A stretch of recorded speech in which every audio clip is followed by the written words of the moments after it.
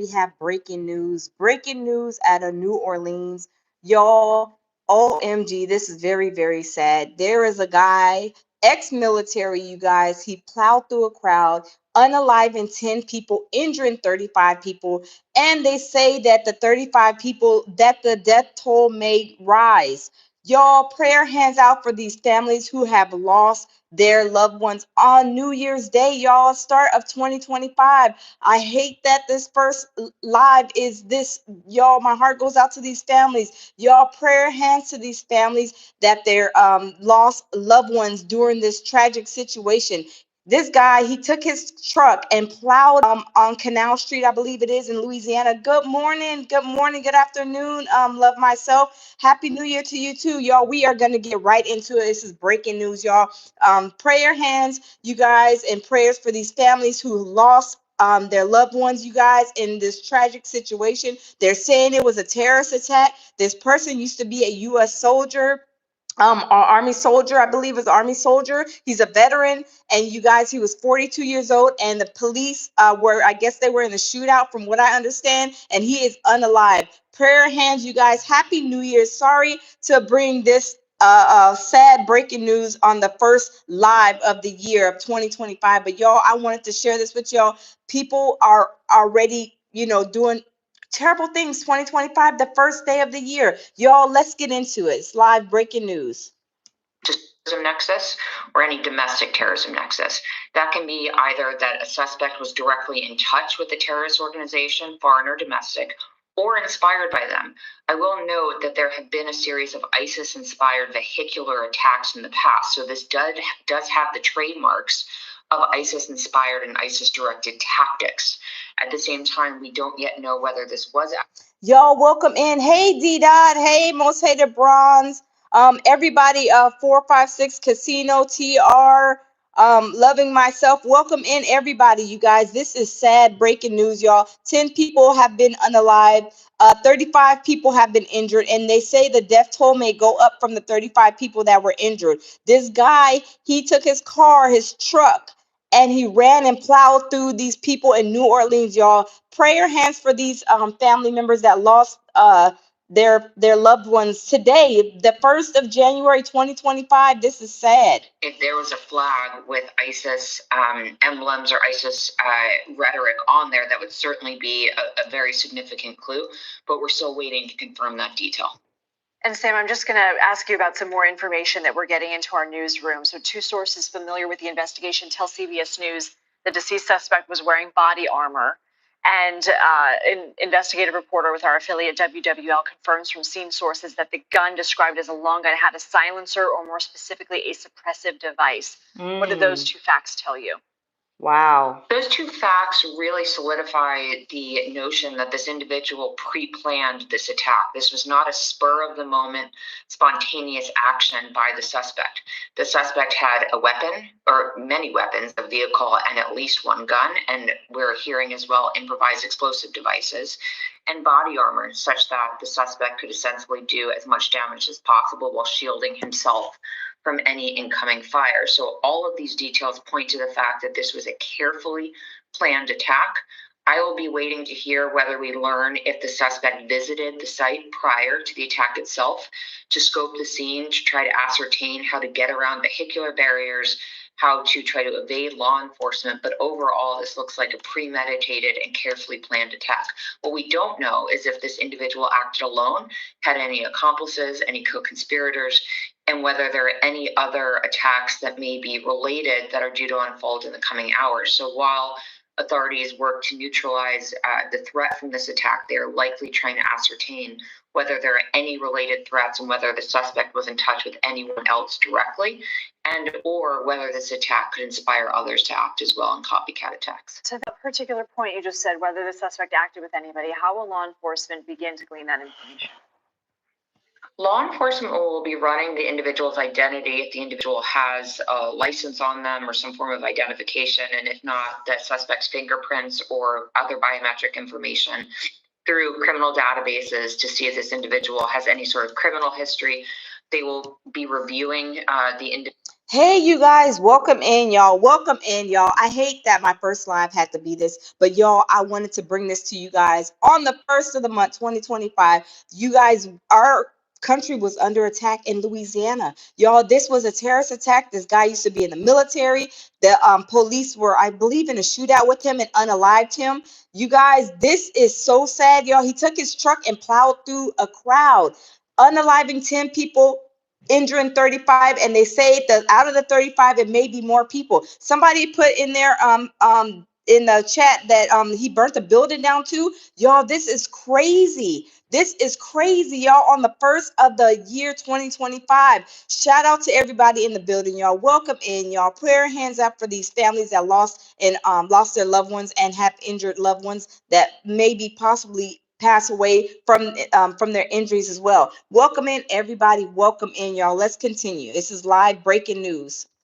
At least one long gun and 4 improvised explosive devices found on this person. That vehicle we've been describing, Lindsay, on air as a white truck. It is unclear at this time if the suspect, the driver, owned that vehicle or whether or not they were working with someone else, whether or not that vehicle was rented or borrowed from an associate. Of course, if and when police identify, where that vehicle came from, it could point to further charges.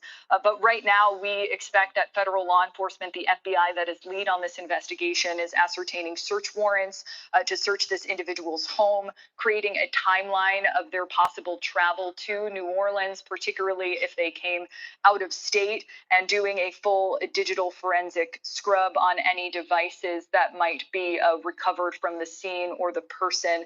At this point, too early to say whether or not this individual acted alone, but so often in some of these attacks, there are family, friends, associates who might know of, concerning behavior, whether it is, gathering of possible, chemical or other types of incendiary devices, gathering of weapons. It seems here like an extraordinary level of premeditation that Sam was pointing to, and some level of sophistication of this attack. Law enforcement describing on the scene this morning the maneuvering that this truck did in order to, hit many people, 10 people dead, 30 injured. In addition, as soon as the car stopped, we know that the suspect here opened fire on law enforcement. So planning of multiple ways of really creating the most amount of carnage. And so investigators have a lot of work on their hands to do once this individual is positively identified, and we're being told that investigators are getting closer and closer to that. Oh wow, most hated bronze. Oh my goodness, I am sorry to hear that. Most hated bronze says D dot he almost hit my homie on the crosswalk earlier during the day. Y'all, this is sad. This is crazy. But y'all, shout out to everybody in the building.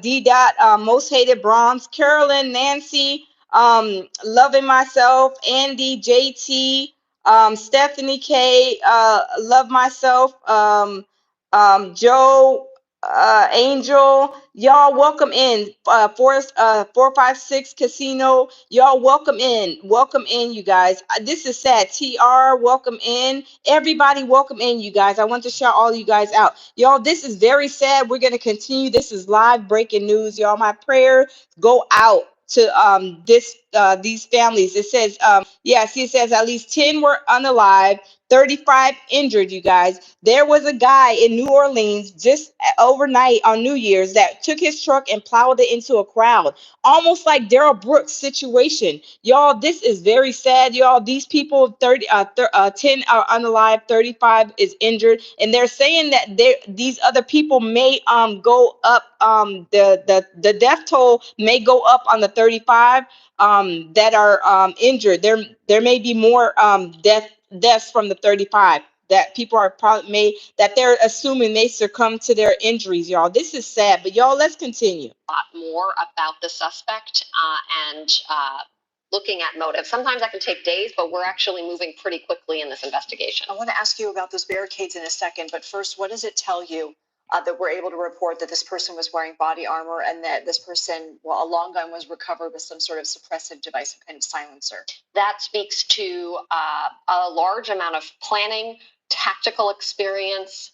That speaks to a premeditation that would take a long time to think about. There were also multiple explosive devices recovered from the vehicle. So this speaks to premeditation, planning, tactical experience at some level.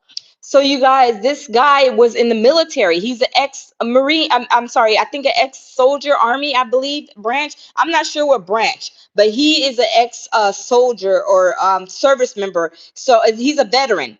And he took his car and plowed it in a crowd of people in New Orleans, you guys. This is sad. Thank you, because we do continue to follow this breaking news out of New Orleans after a truck ran into a crowd overnight, killing at least 10 people, injuring dozens more. We'll be right back. You're watching CBS News 24/7. Sad.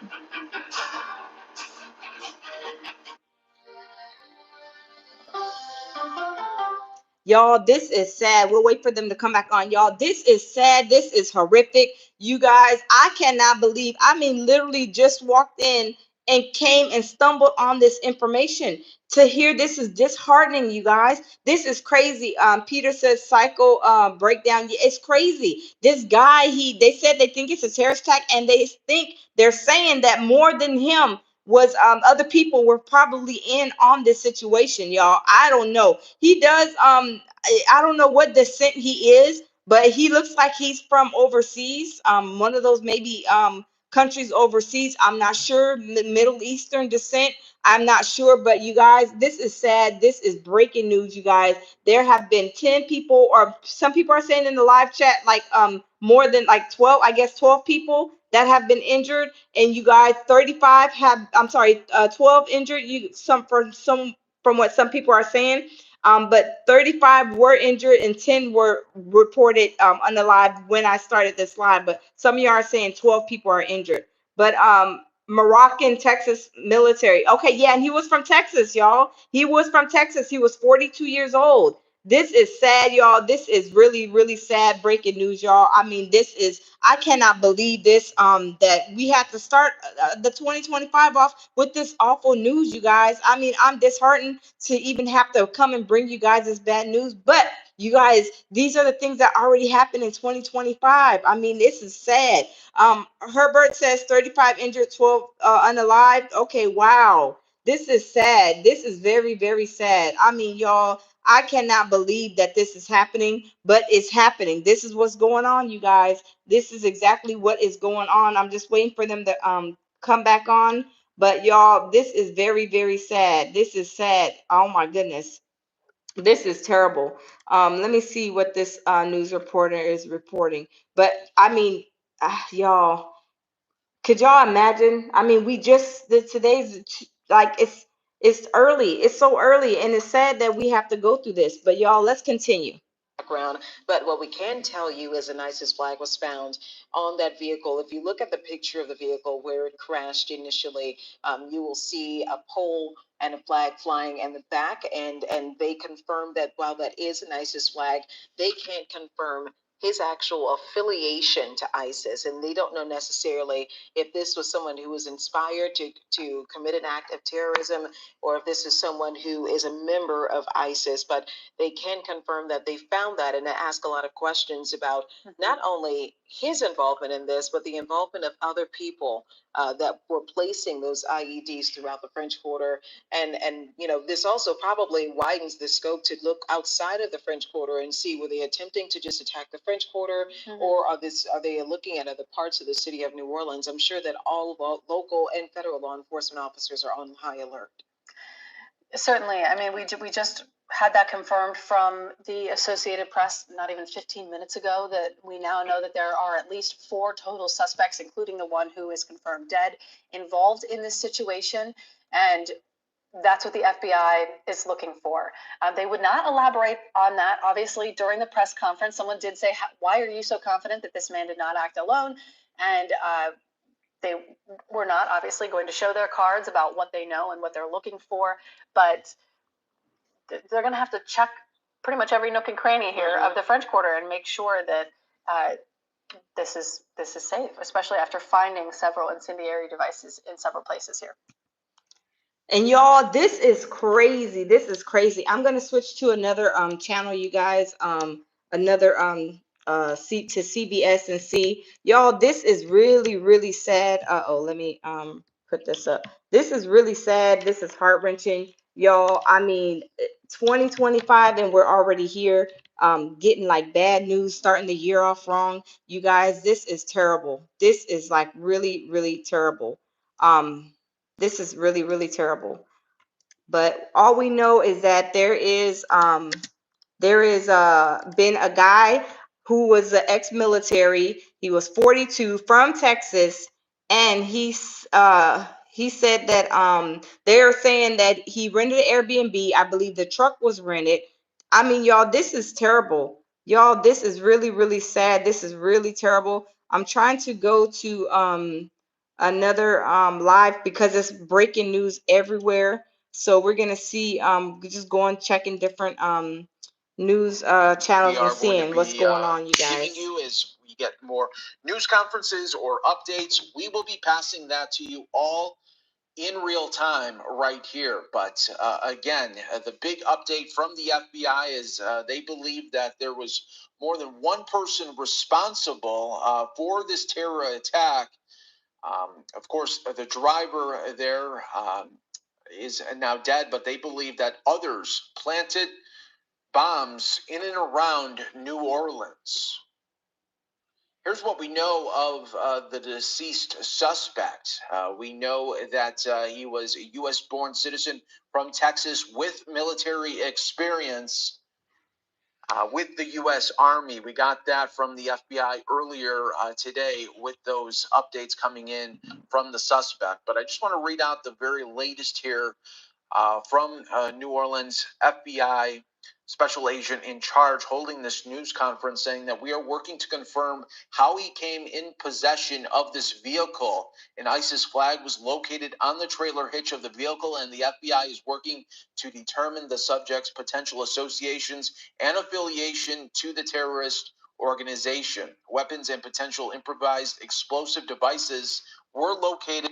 Hey, Jamel Peterson, Mr. I Am Comedy. Welcome in, baby. Welcome in. We are breaking down the breaking news that they are giving us here. New Orleans has suffered a terrorist attack, and 10 people or more have been unalived, and 35 or more people have been injured.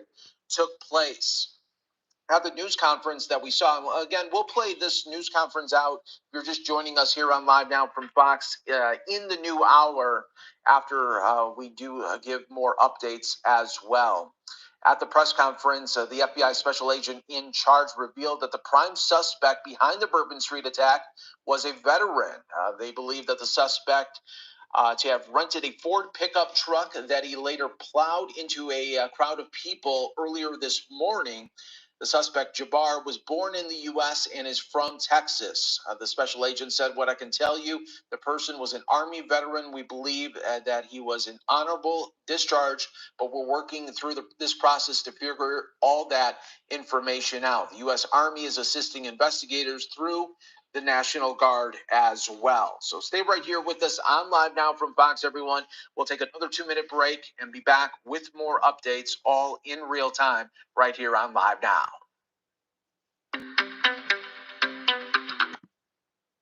Wow, y'all, it is going down, y'all. This is terrible. This is really, really terrible, y'all. This is terrible. I cannot believe that there has been a terrorist attack from somebody who served in our military over here. Hey, Galatians, welcome in. Welcome in, everybody, y'all. Happy New Year. I'm sorry to be bringing you guys this bad news, but I wanted to keep you guys informed because it is the safety of our people here in our soil, our U.S. soil, that are getting attacked, you guys. They said that he was in the US Army. He was in the US Army, 42 years old, served in the Army, and now he's coming and doing this to our people. I guess his people. He was born here in the United States, you guys. It is sad. It is very, very sad. I'm telling you guys, this is sad that this situation has happened. I mean, this is crazy.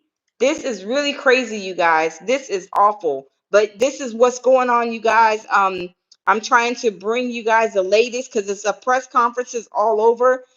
This is like really, really hot on the block. But y'all, let's continue. I found another station that we can jump on. Let's check it out. To identify, so capturing any type of video or any other intelligence that can help us identify those individuals will be extremely helpful to put a close to this incident. Rodney, you heard a moment ago our Elizabeth Campbell, who's near the scene of this Airbnb where a search warrant is in process and authorities want to enter that property, probably cautiously for some realistic fear that there might be something either set there or booby-trapped. Talk to us based on your experience about what that part of the investigation will and should look like.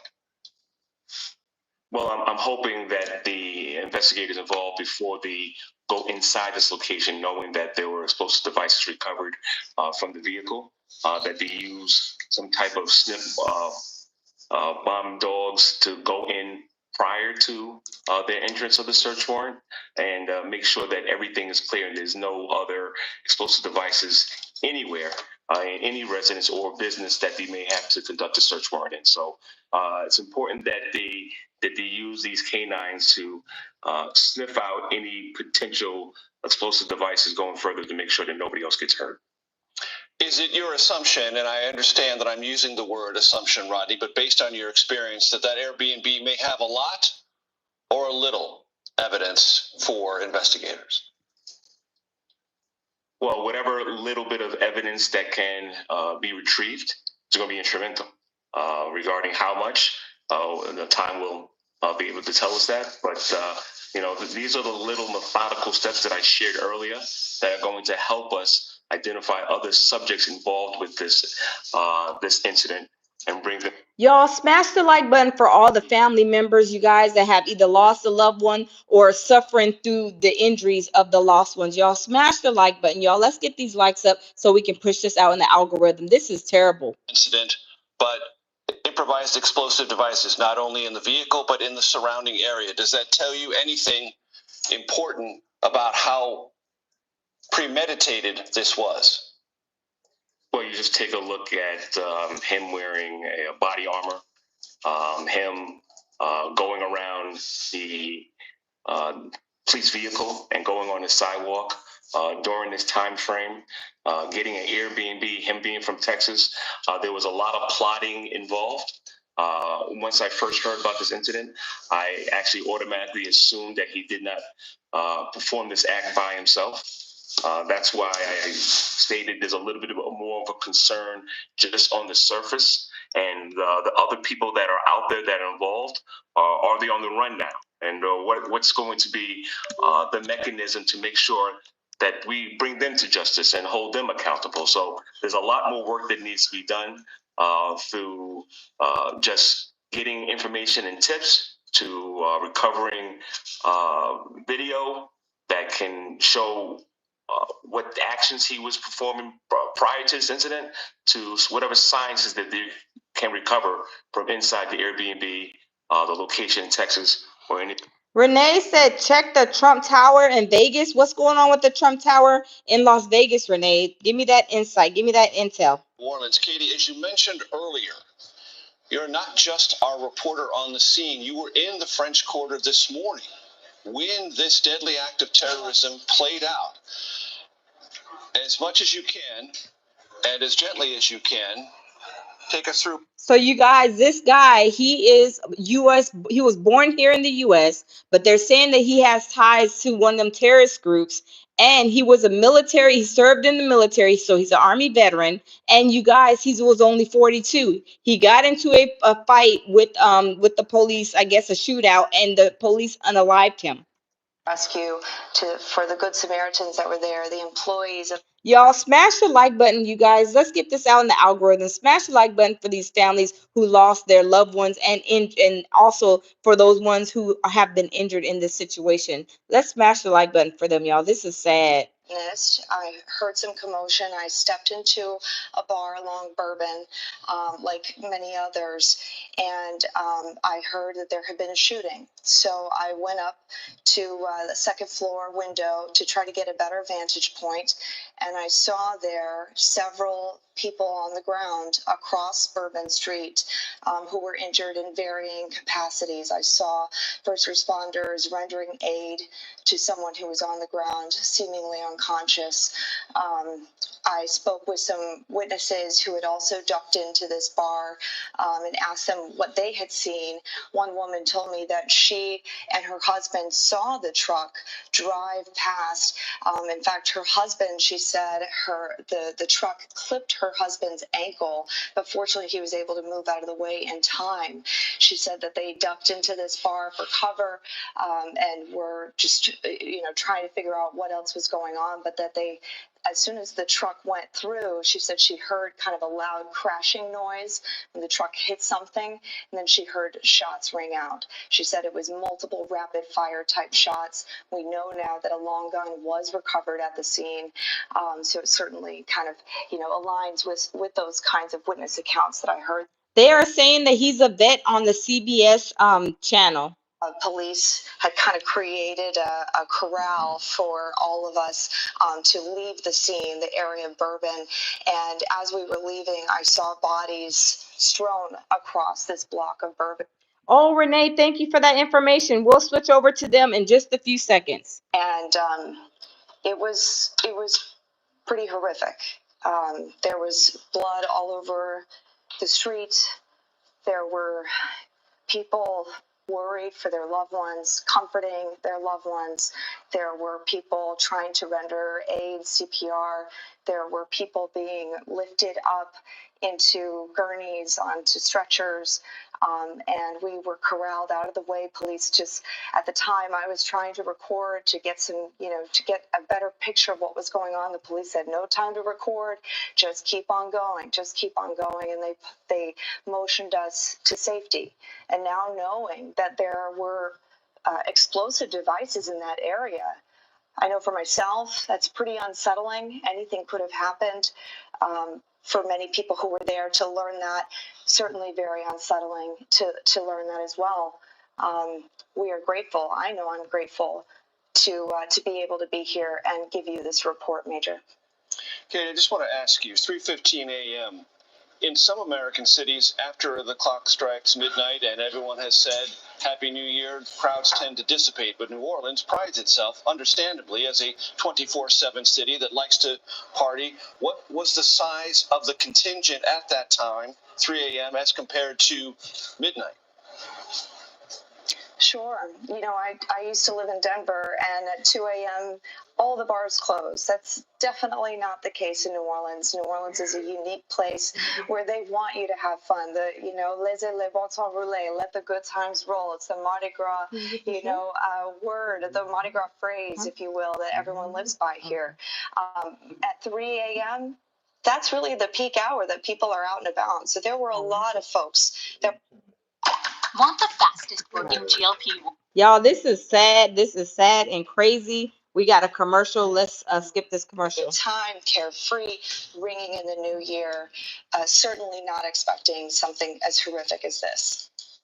Katie Weiss, thank you very, very much. I want to bring in Omar Villafranca, who was at the scene, or as close as he can get as a reporter to the scene where the driver began his deadly attack. Omar? Well, Major, where we're standing right now, this is Canal Street, just over my shoulder over here. This is Canal right here. Right there is Bourbon Street, right where you see that Walgreens sign. And that's where you may have seen video. There's some video circulating from a business owner around here where you see the white truck driving right here, right in front of this Crown Plaza. And then there was last night apparently a cop car that was stopped right there, blocking people from going in. And that truck went right around it, but then basically cut right in front of that cop car, going on the curb and going down that way. And that's when the mayhem started. So that part we can't see too far down. We were able to see one of those bollards, and there's also some like street blockers is basically what I call them. And if you live in Washington, D.C., or if you've been around any secured building, you may have seen them. They're flat, but they do come up like this so a car can't drive over it. That's farther down. We saw some that were there. They're being repaired because the Super Bowl is coming here next month. So, of course, there's going to be added security. But wow, people are here for the Sugar Bowl. This tragedy happened in the business district, the French Quarter. Over my shoulder, you may be able to see crowds of people still walking around right now.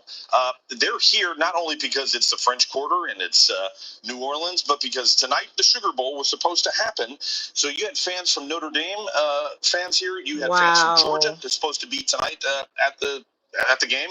That is now not happening. So it's an odd setting, Major. You have people who want to be a festive, in a festive mood because we are here in New Orleans and it's January 1st. But just right here, it's taped off, and that's where this tragedy happened right behind us. We're still trying to get information, Major. It's very fluid here. Omar, is it worth noting that Bourbon Street in the world-famous French Quarter, for the moment and for the next couple of hours at least, if not longer, remains an active crime scene? Well, we were trying to get in to see how close we could get just a few hours ago, and state troopers were telling us, we tried to fly a drone, they said no, there were still some of the victims there on the ground. Oh my goodness. So this is still a very active crime. Oh my goodness. He said they tried to get a drone to fly in, but there's still bodies, I believe, people laying, I believe from what I understood, on the ground to where they can't. Oh my God, y'all. If I heard him correct, y'all tell me if I heard him correct. This is sad. This is usual, but people are shocked. The other side, it is an active crime scene here on January 1st. Wow. Tandem realities, business as usual on one side. Yeah, this is live. This is live.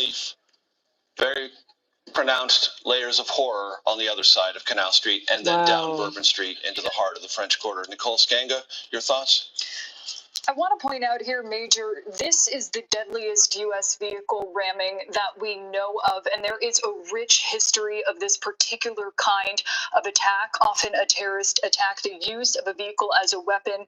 Not new attacks of this nature require minimal capability, but can have a devastating impact in crowded areas. San Jose State University has tracked 184 vehicle ramming attacks between 1963 and 2019. Of course, we mentioned earlier last year the Magdeburg, Germany attack. Y'all smash the like button for everybody, the family members that have lost or have gotten their family members injured or unalive, y'all, in this situation. Smash the like button, y'all. Let's get 500 likes in the building. In 2017, in New York City, along the Hudson River in Manhattan, there was a vehicle that rammed its way into a bike lane. 8 died there, 11 were injured. In Charlottesville, Virginia, in that same year, Heather Heyer died during the Unite the Right rally. After that, a perpetrator swerved his car into protests. And who could forget the 2016 Nice attack, where more than 80 people died in this vehicle ramming attack? And this is going to be a huge concern for the United States moving forward. You heard during that press conference with local law enforcement and with FBI, the mayor, as well as local chief of police, Kirkpatrick, they're trying to explain how the retractable barricades were malfunctioning. And, former Mayor Landrieu installed those barricades using Department of Homeland Security funding at the time, to the tune of $40 million. Those malfunctions, they had mentioned that during Mardi Gras celebrations, there were beads that were thrown into them. They did not work properly. I'm texting with law enforcement officials here at the desk who are telling me there's concern. Will we need to put up barricades in every major U.S. city? And how do we ensure that they work effectively moving forward? We heard from the governor there saying whatever the problem was, it's going to be solved. So some reassurances, but the solution today was to put a police cruiser there in the French Quarter. That's a resource that not every law enforcement agency, the more than 18,000 across the country, can afford. We know that right now law enforcement resources are very tight. Y'all smash the like button, you guys. This is so heart-wrenching. I dislike having to bring you guys this, but it's something that I had to bring to you guys because, y'all, we are here in the U.S., in the soil, people who are here in the U.S. You guys, we have to be vigilant and protect ourselves because those people were just having a good time on New Year's, and look what happened. Some of them lost their lives. Y'all smash the like button for the people and the family that either were injured or the family members that lost their loved ones, y'all. This is sad. This is really a terrible crime. As a layer in front of the police cars, then what kind of atmosphere are you creating for those who want to have a safe pedestrian experience? Doesn't say feel like they're in an armed camp. And businesses understandably worry and fret about that. And I mention this because there is, at this point, as this day evolves, some symmetry between an incident in Las Vegas and in New Orleans. There was an explosion of a car near the Trump Hotel in the Las Vegas Strip area. We see that on video right now. According to our latest CBS News reporting, somebody in that car is dead. They don't know if it's a man or a woman. You see the scope and size of that explosion. There are injuries too, and there's an investigation underway as to whether there are other explosives in the area. You have two different events on the same day, both in that business district. Oh, somebody said that about Vegas. This is about Vegas right here. So Vegas and New Orleans. Expected to come out. But again, you have to make these decisions as city leaders. How far do you want to go now? Do you want to put bollards around the entire business district? Do you want to do what Washington, D.C. will do January 20th? Put huge salt trucks on all the on-ramps and off-ramps to say, we don't want anybody coming around here. In that case, for the inauguration, it makes a lot of sense. But businesses and cities will grapple with, how much do we want to tell people, stay away? Yeah, and best laid plans, Major. You can plan and plan and plan, but as we heard from Chief of Police Kirkpatrick today, she said we did indeed have a plan. The terrorists defeated it. Wow. Y'all, let's switch over to the Trump Tower. Let's see about the Trump Tower. Y'all, there is all kind of stuff going on, y'all. And today is January 1st, 2025. Y'all, let's switch over to the Trump Towers. Y'all, this is crazy. This is, y'all, this is unbelievable, y'all. Let's go to the Trump Towers and see what's going on with the Trump Towers, y'all. This is terrible. OMG. Let's go to Trump Towers. Let's see what's going on there, y'all. This is crazy, y'all. This is crazy. Oh, it was a Cybertruck explosion. OMG. Let's see what is going on, you guys. Let's see. And this was 29 minutes ago. Let me see. Oh my goodness. Wow. Okay, this right here. Let me see. So let's check this out. Cybertruck explosion outside the Trump Towers. Las Vegas right now, because there is a breaking news situation there concerning the Trump Tower Hotel, where there was a Tesla fire on fire right outside of the building. So let's listen right here to officials give the latest update as well. I want to take this because it's live. On our people here in the community. So we recognize that, and we're here to do everything that we can to support this investigation, to jump on board with our Las Vegas Metropolitan Police Department partners, which we've already done.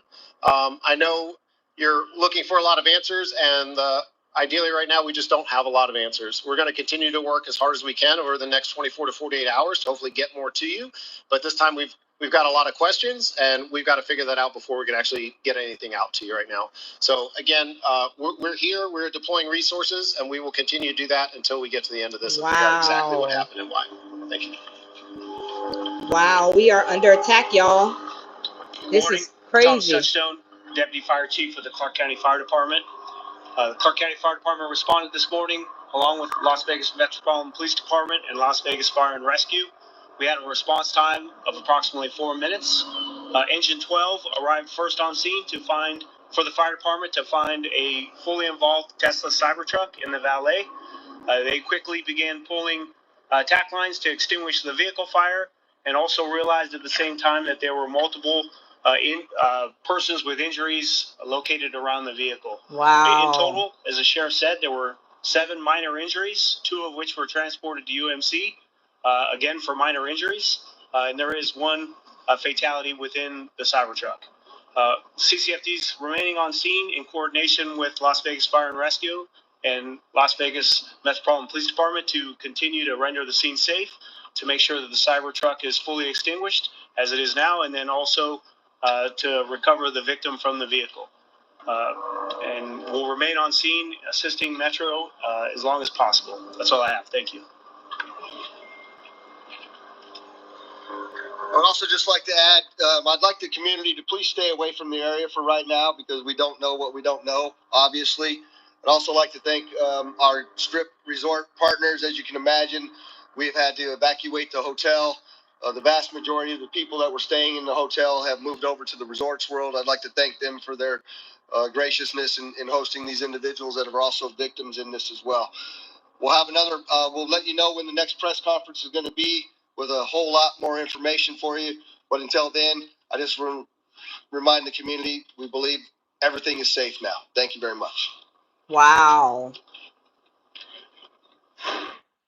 All right, that is the latest update there concerning the Las Vegas updates coming from Trump Tower, Las Vegas, with the Tesla Cybertruck that was on fire right outside of the building. We are learning new information just from that news conference there with at least one person that died that was inside the Cybertruck and 7 other injuries taken to a local hospital. And that is the latest coming out of Las Vegas, but very concerning as well when you are dealing with President-elect Donald Trump's, one of his properties, and then also the connection with Tesla. And somebody just said that in the chat. Yes, it's a weird connection. we are going to be giving another update a little bit later this afternoon and into the evening. And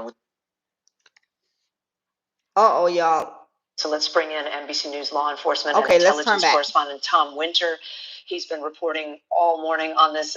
Tom, I see your new note, but I'll let you tell us what you know about. You're learning much more about the suspect. We sure are, and I'm going to fold in the reporting of my colleagues Julia Ainsley and Ken Delaney in here. First off, from an investigation standpoint, there is an active effort right now to investigate a potential improvised explosive device, so a homemade explosive device in plain English, found inside that individual's vehicle. There are at least 2 other potential, again, not confirmed, potential improvised explosive devices that were planted in the area. They're trying to determine, are those actual explosives? Could they have gone off? And are they tied to this particular individual? So they're looking at that as well. It's our understanding that this person had on his person a long gun as well as potentially another weapon. And the FBI now says on the record that this 42-year-old identified as Shamsuddin Jabbar, and the FBI has now identified him publicly, says that he's a U.S. citizen from Texas, that an ISIS flag was located, and I'm quoting now, and the FBI is working to determine the subject's potential associations and affiliations with terrorist organizations. Wow. Now, that ISIS flag that they say was located in the vehicle is believed to be affixed to the hitch on the tailgate. So if you look at this photo and you look at where the license plate is, it's a Texas license plate right on the here. back of it. There's a white pole that kind of comes up there, and Oh, there's a wow. black material, some sort of potentially a flag, a garment, whatever it is. Oh, right here. That might be, in fact, the flag that was there. So that's something that they're looking at, Kate. In addition, we're told that they're looking into this vehicle and where they got it from, but there's no indication at this point that the person who rented this vehicle, which may have been through an application, so there's kind of like an Airbnb for cars, that this individual rented out the car, but may not have known this person's intentions. That's something that law enforcement will continue to look into. But again, the headlines here, the FBI now formally confirming the information that we broke several hours ago, that Shamsuddin Jabbar is in fact the person they believe is responsible for this deadly truck attack. We are told that shortly we will be, from multiple senior law enforcement officials, will hear that the death toll has risen, that this individual is a citizen from Texas. He was driving a Ford pickup truck, and that that truck had an ISIS flag that was found in it. And that's what the FBI is investigating at this standpoint, from this at this hour, I should say, and that multiple special agent bomb technicians from the FBI and other local law enforcement agencies, in this particular case, it would be the Louisiana State Police, the New Orleans Police Department, but typically the Louisiana State Police has a pretty robust presence on this. They'll take a look at some other devices, which we are reporting, according to 3 law enforcement officials briefed on the matter, at least 2 other devices that were planted in the vicinity that is obviously of high interest. This really changes a bit the security picture here, because if other devices were planted where they planted elsewhere in New Orleans, obviously we're all acutely aware of the event that is happening tonight in that city, the Sugar Hey, Tammy Strickland, Happy New Year's to you too, hon. And Happy New Year's to everybody that is in the building. Y'all, let's take the time to smash the like button, y'all. We got to get this out in the algorithm. Y'all, there has been two major breaking news incidents today. Let me turn the camera. Y'all, there has been a cyber truck that blew up at the Trump Towers in Vegas. There has been a terrorist attack in New Orleans, you guys. There was they say I put 10 unalived and 35, but y'all, they saying the death toll is going up, y'all. So there's more people unalived, and then the injured, there's more being I guess counted as injuries as well. Y'all, I'm telling you, this is sad. This is heart-wrenching. Y'all, put the prayer hands up in the chat if you guys can. Put the prayer hands in the chat in the comment box, you guys, for these family members who's lost their loved ones and also who have gotten injured. Hey, Arctic One, y'all, this is crazy, y'all. This is so sad. This is really, really sad and devastating, you guys. But y'all, also, is there some kind of this is a conspiracy because Trump Towers, there was a Tesla that burnt up in Trump Towers, y'all. Is there a conspiracy with this because Elon and Trump are like, kind of like buddy friends or whatever you want to call it? I don't know. But y'all, I don't know. But y'all, if y'all think it's a conspiracy, also put a one up along with prayer hands and smash the like button for all of those victims, you guys. This is sad. This is devastating. We don't need this in our homeland, the U.S. soil, by no means on January 1st, 2025. Y'all, this is the wrong way to start out the year. But y'all, let's continue. And then there's a quick pause or two, and then a tremendous exchange of gunfire. So the bullet holes that you're seeing on the back of that car could have come from police. They could have come from police firing from the front to the back. They could have been, it's just the picture's not clear enough, could have been shots fired from the back to the front. We are told that investigators are looking into whether or not he was firing as he was driving this vehicle, that he may have been firing a gun while driving the vehicle. That's something they're looking into. We don't have that confirmed. That's going to require, obviously, a lot of work from an evidence standpoint. Clearly, some of that probably based off of eyewitnesses. We'll see if that turns out to be true, but they're at least looking into it. This idea, by the way, of flying an ISIS flag on the back of a pickup truck is something that we've seen before. Seyfulo Saipov, back in October of 2017 on Halloween, drove down the Upper West Side Highway here in New York City.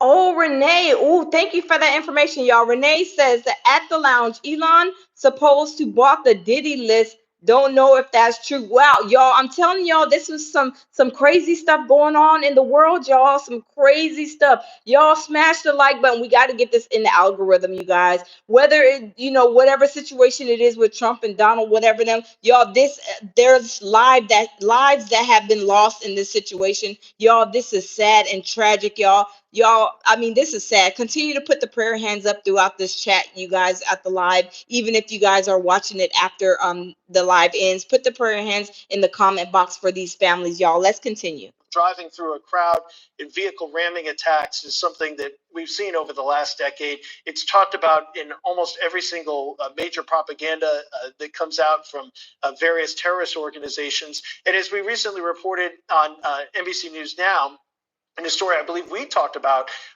was the idea of how terrorist organizations are now using AI to produce terrorist propaganda because it allows them to be anonymous. You have the face and the voice of it being a computer somewhere instead of being an actual person, makes it more difficult for investigators to try to determine who is behind that propaganda. So this is an evolving landscape. A reminder that as we've been reporting here at NBC News for the past 9 months, the FBI has been especially concerned about the volume of terrorism investigations and attacks and thwarted attacks. There's been a number of them. The Taylor Swift concert in Austria.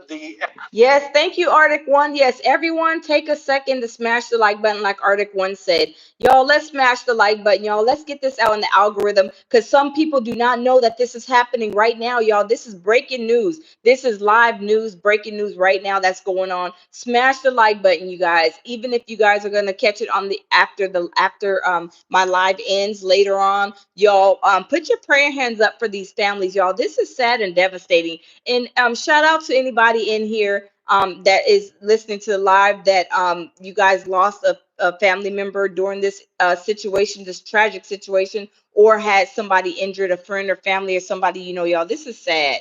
This exact type of incident. The big question going forward is, how was it possible, knowing that all the information I just shared with you is information that was public prior to this event?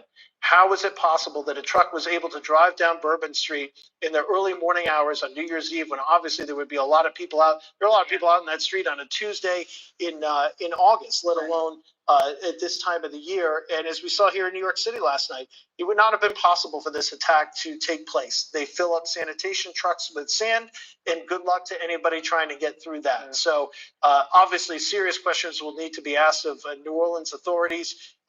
Was it an issue with overtime, and did politicians not allow that those type of protections go in? Was it a failure on the police department? Was it a combination of things, like it usually is?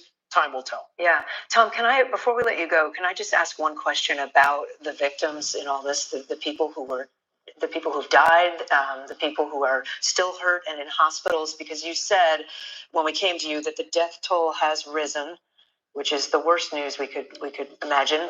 Wow. Is this because many of the injuries are very severe, and we're finding out that they're passing away at the hospital? So that's exactly right. The injuries here were horrific in nature. We're told. I don't think I need, out of respect to the victims, to get into specific details that we're being told and hearing, but we do expect the next time that we get a briefing from city officials for that death toll to rise. It's not because of any lack of extreme effort by the medical community. It's just injuries are injuries, and when you're hit with a truck at that level, high rate of speed, and if this idea that he was in fact firing out of the truck at that time, obviously that would have added additional problems for the people that were in that crowd. It's something that law enforcement's tracking down. It's horrific, it's horrible, and obviously is going to be continued sad news, not only for the New Orleans community, but given the fact this attracts people from all over the country, we'll have to wait and see if other communities are impacted as well. Yeah, keeping all those families in our thoughts here too. Tom Winter for us. Tom, thank you for all the reporting. Thanks for watching. Stay updated about breaking news and Wow. top stuff. This is sad, y'all. Let me find another outlet, y'all. This is sad, and this is going on right now, you guys. Let's go back to CBS and see what they're continuing to report. Y'all, this is sad, you guys. Y'all, smash the like button, you guys. Let's get more likes in here so we can get this out in the algorithm. Y'all, a lot of people don't know what's going on. If you are new here to my channel, like, share, and subscribe. You guys, pass this video on. Y'all don't even have to pass my video on. Just go tell your family members, your friends, tell them what's going on. People don't know what's going on, you guys. I'm just here to bring you guys the news. It's sad and it's devastating. I don't even like to bring y'all the news, but we are all here in the who's ever here in the United States. Y'all, we have to be vigilant. We got to protect our loved ones, our aunts and uncles that go into these situations. I mean, kids, nieces, nephews, anybody. Grandparents that probably went out for New Year's or whatever the case may be, y'all. These people were just trying to have a good time on New Year's. Y'all, let's continue and see what else they're saying. This is sad. Found nearby, and it's unclear if they are related to the attack. The FBI will be taking over the investigation. Now we want to play you some tape of someone who was in a hotel near the scene of the attack, heard the sound as the incident was unfolding. Kellen P. Coos spoke with our New Orleans affiliate, WWL. At about 3:15 this morning, it sounded like a very loud crash, and I heard a lot of ruckus. I didn't realize what was going on until and it took me a little while to go to sleep. But it felt like the building was shaking, and that's from a block away. I'm on the 400 block of Dauphine, and this happened on the 300 block of Bourbon Street. Kellen, did you see anyone at this point? What did you see after hearing this boom? Just walk us through what happened next. I didn't really see anything. I was unaware of what was going on, but it sounded like, it sounded like a very loud crash. And, go ahead, sorry. And I tried to go outside, and it was like, but I didn't, it's just a lot of people running around, so I just went back in the hotel, or came back up to my room, and then eventually I was able to go off to sleep, and then I woke up to my phone going off, people calling me, asking me if I was okay, because they knew I was here. Go back to Wow. Katie Weiss, who was near the scene in New Orleans. Katie, just thinking about who would have been out there at 3 a.m, I have to imagine it's a lot of tourists who were out early this. But you guys, it's New Year's, and a lot of people be partying all night long like rock stars, right? I mean, they're probably happy the New Year's coming in. You know, people have new New Year's resolutions. They're trying to change their lives. They're trying to do better. They're out celebrating, you know, bringing in the new year or whatever the case may be. But y'all, they're out there having a good time, minding their business. And for a truck to plow into them, you guys, why they're just absolutely having a good time out there, and they're you know, their lives have been taken, y'all. This is sad, y'all. Smash the like button, you guys. Let's get this out in the algorithm, y'all. This is sad and devastating. As the last thing anyone had on their minds at that moment. You know, I spoke with some witnesses who saw this vehicle, this truck, plow through this crowd, and then heard gunshots, multiple gunshots. One woman described to me that it sounded like some kind of automatic style weapon. Of course, that's something we're continuing to try to confirm as to specifically what kind of weapon was used. But she said the gunshots sounded so rapid and quick that it sounded like it may have been some kind of automatic weapon of sorts that was used. But so many people just in total shock, you know, not able to really piece together what was going on, just simply looking at the sheer terror of people on the ground in critical condition, blood everywhere. People were very scared this morning. Katie, can you talk about the law enforcement presence right there on the scene right now? Because we know the FBI is there, as well as New Orleans police, and we're told other departments have been called in as well. What are you seeing on the ground? I mean, y'all, this had to be a huge, big, tragic situation, of course. I mean, do you guys remember that Daryl Brooks? Let me turn the camera. Do y'all remember Daryl Brooks? He was in Milwaukee, I think it was Milwaukee, Wisconsin, I think it was, or in Wisconsin somewhere, right? And y'all remember he did the same thing. He unalived some people. He was upset because he was fighting with his girlfriend, and he plowed through the crowd. Y'all, this was that was a sad situation too, and it was at Christmas time. I mean, y'all, this is crazy. This is crazy. Tammy, yes, thank you, Tammy. Yeah, go ahead and do what you got to do if anybody's being disrespectful. But y'all, this is a serious situation. It's sad, you guys, and we need to pray about this, y'all. I mean, this is sad. This is sad. Let's continue. You know, in the streets below me on this rooftop that I'm at. And, you know, people are excited for. Yes, Tezzy Waukesha. Yes, Daryl Brooks. It was crazy. If you're here to have a good time, that's great. But stay away from Bourbon Street right now. They need to do their thing. They're working on their investigation. And at the same time, they'll need to protect the football game and other events that are still happening later today. Katie, thank you so much. We're going to check back in with you in a bit. But first, I want to go to CBS News reporter Nicole Scanga on the phone. I know you've been talking, Nicole, with your sources. What are you learning right now?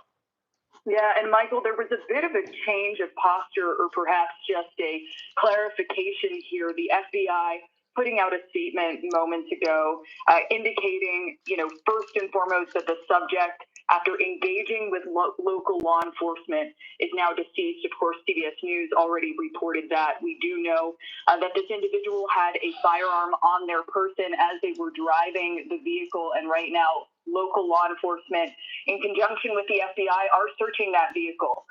They're looking for any additional weapons, any other improvised explosive devices. We know that law enforcement has found additional improvised explosive devices in the area. Still unclear if those two are connected, but of course, law enforcement scouring the ground now, not only looking over the crime scene, but trying to determine if there were any other weapons or incendiary devices placed nearby as part of this, you know, large mass casualty attack. That is the work that is underway now. We also learned from the FBI that they are investigating this as an act of terrorism. You know, earlier we did hear from law enforcement who initially had suggested that they had ruled that out as a possibility. Of course, still very early on in this investigation. Very clear now that law enforcement and FBI, which is acting as the lead, is in fact looking into this incident as an act of terrorism, looking at whether there were any political, religious, ideological goals associated with this attack. No doubt this perpetrator intended, carnage, as we heard from law enforcement earlier today, but still very early in what will be a weeks and months long investigation for the FBI and other law enforcement on the ground. Y'all, this is sad. This is so crazy. Sad and crazy. Let me go back to this other, y'all, this is terrible. This is so terrible. Let me go back to this CBS news, y'all. This is terrible. Let me see. Let's see. Sad, sad, sad, and terrible. OMG, y'all. This is heart-wrenching. Very, very heart-wrenching, you guys. Victims. It just feels like such a heavy day here. Yes, it is a really heavy day, and it's heavy in our hearts because this is home for us, and we know people, and we've reached out to people as we give you information. We started to call people in our own families, in our own circles, and friends who work in the French Quarter and who live in that area, just to make sure that they were okay and they weren't in the line of fire or in the line of where this truck was going. We've gotten condolences from President Joe Biden. So if you guys just joined us, you guys, welcome in. Smash the like button, you guys. We are observing breaking news, y'all. There's been 2 major incidents that happened just this morning today. It's live everywhere. You guys, Trump Towers, there was a Tesla Cybertruck that blew up, exploded in front of Trump Towers in Las Vegas. And then also there was a situation, a terrorist situation in New Orleans. Over there on Canal Street, there was a car that ran over and injured. They're saying that it was more. When I started the live, it was 10 people that were unalive, 35 injured. But they're saying the death toll is going up. So these numbers have changed since I started, you guys. But y'all, let's listen in. Violence of any kind, and we will not tolerate any attack on any of our nation's communities. All right. So again, hearing from the president, Governor Jeff Landry, he ordered for 100 military police, and that is through the Louisiana National Guard to assist, because as you've done and you've covered in your breakdowns many times, we are still very short on police officers, not near that goal where Ann Kirkpatrick wanted us to be in regards to recruitment. So we need all of the assistance that we can get. And of course, with all the events coming up, I'm sure that there's going to be some changes with how police is manned. We already have the Louisiana State Troopers that have Troop NOLA that are patrolling across the city of New Orleans. So now we're probably going to see additional forces. Certainly, Ed, because you not only have Governor Jeff Landry put it this way. He said this is a twofold situation. On one hand, you have this big investigation that's currently going on in 2 different neighborhoods, at least, of the city. And on the other hand, you've got to keep all these people safe, because the main event that a lot of people were here for still has not even happened yet. You have tens of thousands of people in the city of New Orleans who are not from here. They don't have homes here or families here, or really a lot of them probably don't have an easy way to get out of town if they want to leave because they've got flights. So now you're tasked with keeping all of these people safe and preparing for all of these events that are coming very shortly. All right, so we have new coverage is coming in, and we're going to be continuing to cover this. We're joined now by Maria Martin, who is joining us from our Atlanta sister station as we break down this horrific, tragic event that happened on Bourbon Street earlier today. Maria, what can you tell us? Hey, Sharice and Devin, first of all, I want to say that I'm thinking about everyone at your station and everyone in the city of New Orleans. This senseless tragedy obviously affects a lot of people, and you mentioned a lot of people coming in town for the Sugar Bowl at the Superdome, and a football game obviously pales in comparison when we're talking about what happened this morning, the senseless tragedy, as you guys are going through the details and will be in the coming days as well. I'm actually on Canal Street, and to my left is where Georgia is staying, the entire football team and their staff. It is their team hotel for this trip, the college football playoff quarterfinal, and they are to remain in place for the rest of the day. It is their effort to keep everyone in that building safe. This is just for the football players and the staff. They decided to keep everybody inside so that they can stay accounted for and make sure everyone is good to go. They were also waiting bright and early this morning to figure out what they were going to do about the Sugar Bowl. And that conversation is actually still ongoing. We heard from officials that they are postponing the game 24 hours from when it was originally scheduled at 7:45 tonight to 7:45 tomorrow. However, I've been told that Georgia and Notre Dame both have complained about the time. They want it to be moved up a little bit, but that request has not been met yet. Those conversations are ongoing. So right now it is scheduled for 7:45 tomorrow. However, the team is hoping that it can be moved up a little bit earlier. And you talk about rescheduling your plans for New Year's Day. So you guys, they are saying that this attack, that this person is linked to terrorists, linked to the ISIS. I guess they found out some information. I believe it's those flags and other probably intel. So yes, they say that it was basically, they were saying it was an attack, yes, but a terrorist attack because they said that it was linked to ISIS. And why would this person who was a homegrown, yes, a homegrown terrorist, to me, in my words, you guys, this person would do this to their own people in their own country. You know, this boy, I ain't saying boy, I'm sorry. This man, he was 42 years old. He served in the U.S. Army, you guys. Let me turn the camera. He served in the U.S. Army. He was 42 years old. He was from Texas, you guys, and he went and he did that. He was served in the U.S. He was born here in the U.S. So evidently his family, his parents, I assume, were from maybe another country. Maybe that he was born here and's been here. He grew up here and everything.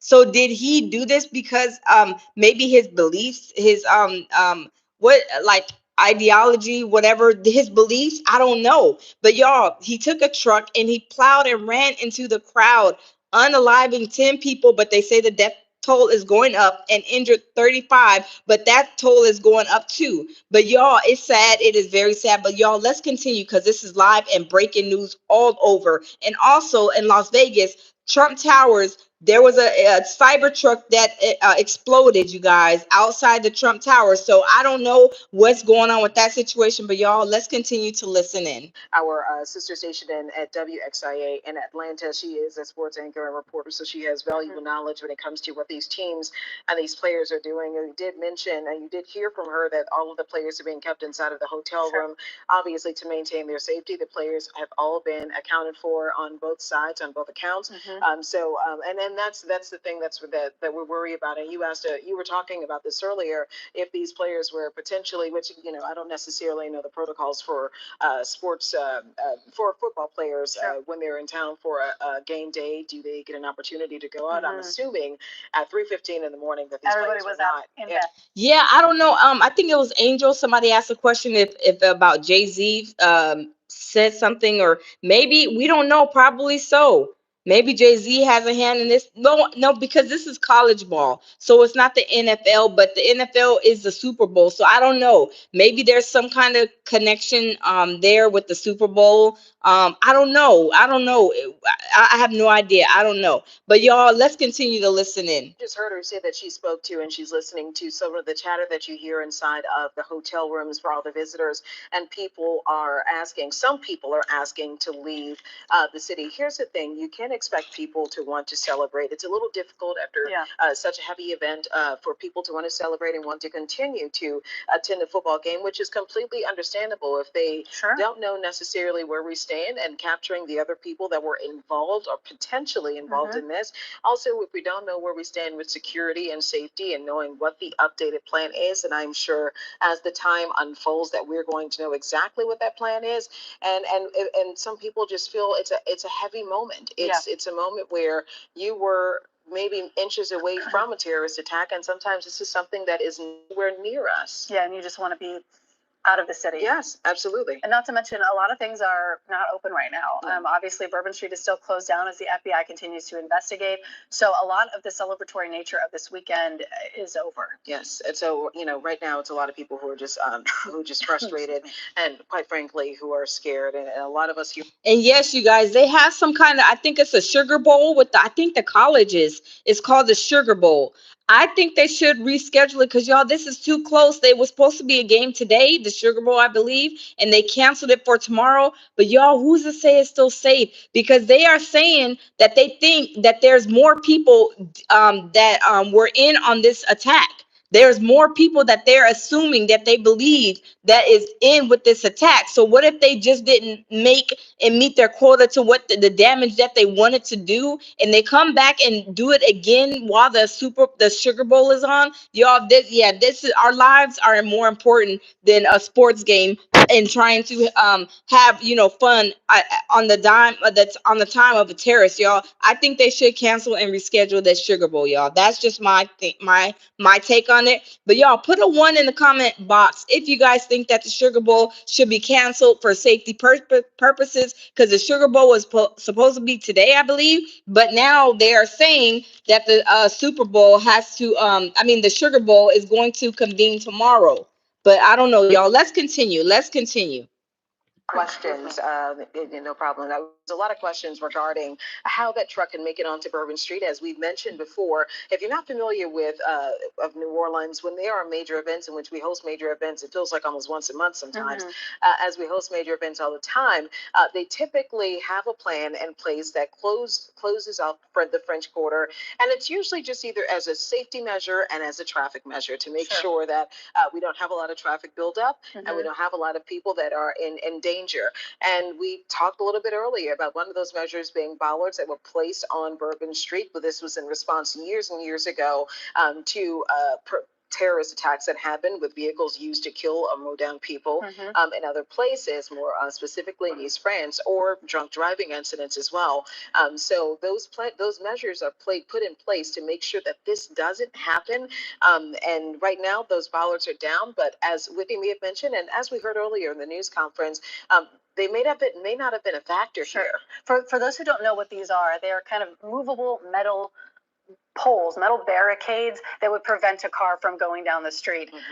However, in this instance, like we saw in the video, this truck just drove right around onto the sidewalk. So even if those bollards had been up, would they have really made a difference? And if the answer is no, there needs to be some reassessment of security, which we know that is happening right now. They're talking about how to re-secure this street. I'm seeing a tweet right now.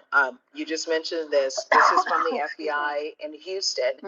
As we mentioned to you, the driver of that vehicle in the Bourbon Street attack is from Houston. Oh, wow. According to the statement that I'm seeing tweeted out by the FBI in Houston right now, in the Harris County Sheriff's Office, they say they're currently conducting law enforcement activity near the intersection of Hugh Road and Crescent Peak Drive. This is in North Houston. They've secured a perimeter in that area, and they want people to avoid the area. FBI Houston personnel and specialized teams will be on site for several hours, and this is related to this morning's New Orleans attack, but due to the ongoing nature of the investigation, they can't provide further information. We knew that there were big gaps in the Wow. timeline. So y'all, they are saying he lived in Houston. So they're trying to pull intel, probably going to his place where he stayed at, but they can't release that information. Y'all, this is crazy. Investigation right now in the St. Roch neighborhood. Now we're hearing of this third perimeter being set up in Houston, and it seems as though the pieces are starting to be put together here by the FBI and by investigators. I know that right now investigators did not, and hopefully we get an opportunity to play that news conference from earlier so we can give you an update. The latest that we've received from investigators, and things have moved along even since that news conference, ended. But you have a number of officers who are investigating not only what happened on Bourbon Street, but the potential of IEDs being placed all around the French Quarter, potentially elsewhere. These are the places that they've seen they've been placed. 2 of them have been detonated so that they don't explode, and they've collected and gathered the other ones because they are possible incendiary devices. And you also think about the Mandeville Street situation. We heard from one of our Atlanta reporters earlier today who was on Mandeville Street, as well as our reporter Winston Reed, to talk about the fact that after this happened, 2 hours, maybe a little after 2 hours after the incident on Bourbon Street, there was a fire that was set there was a fire that was set at a home on Mandeville Street. This is in the St. Roch neighborhood. Wow. Very residential community here. And that fire that was set led firefighters to put it out, and whatever they found inside of that home led them to call bomb squad. They believe that this was an Airbnb potentially rented by the suspect. And we know that it was very serious because almost right away, we know that they responded around 5:30 this morning, and by 8 a.m., they were telling neighbors within a 2-block radius that they needed to leave their homes. So there was an evacuation involved. Neighbors had to leave. We're told that they were just grabbing their pets and whatever they could and getting out of the area so that the investigation could take place, and that is still cordoned off at this hour. Yeah, I know that you have a lot of people right now who are also doing the painstaking work of attempting to locate loved ones. Yes. Finding people who, unfortunately, like one of our victims who are visiting town to celebrate the New Year's holiday with us, those who may have been visiting town to go to the Sugar Bowl that has been postponed until tomorrow, or people who are just visiting town or just celebrating what should have been a joyous occasion and gathering of people, as we always do. We are in a very celebratory period of New Orleans. And right now, when you're in that period, as you go from, we joke about this, the fact that we go from Thanksgiving to Christmas to New Year to Mardi Gras to Jazz Fest into French Quarter Fest. It's just extremely frustrating to see this happen. Right now, we're giving you, this is, I thought this was video from earlier. This is a live look right now that you're getting from Bourbon Street. And during this live look, you'll see we had video a little bit earlier, but it shows you that Bourbon Street is still an active crime scene. It is locked down, so they're asking no one to come to the area. Really try to avoid the French Quarter if you can, but especially that area. We know that some situations are unavoidable because people have to return to work, or you have people in the neighborhood of the French Quarter who live there. These are officers who are still standing out as they investigate this tragic situation. And we had video a little bit earlier that showed officers, this was all captured on Earth Cam, on the same camera that we're giving you now. They showed officers the moment that they found out. Several of them were standing along the street on Bourbon Street, and this was at 3:15 in the morning. The moment they found out what was going on, they ran down Bourbon Street to the scene of where this was happening. I spoke with one of those officers a little bit earlier, and he told me that what he found was tragic, and that it was a horrible scene. There were people who were mowed down, and the suspect was identified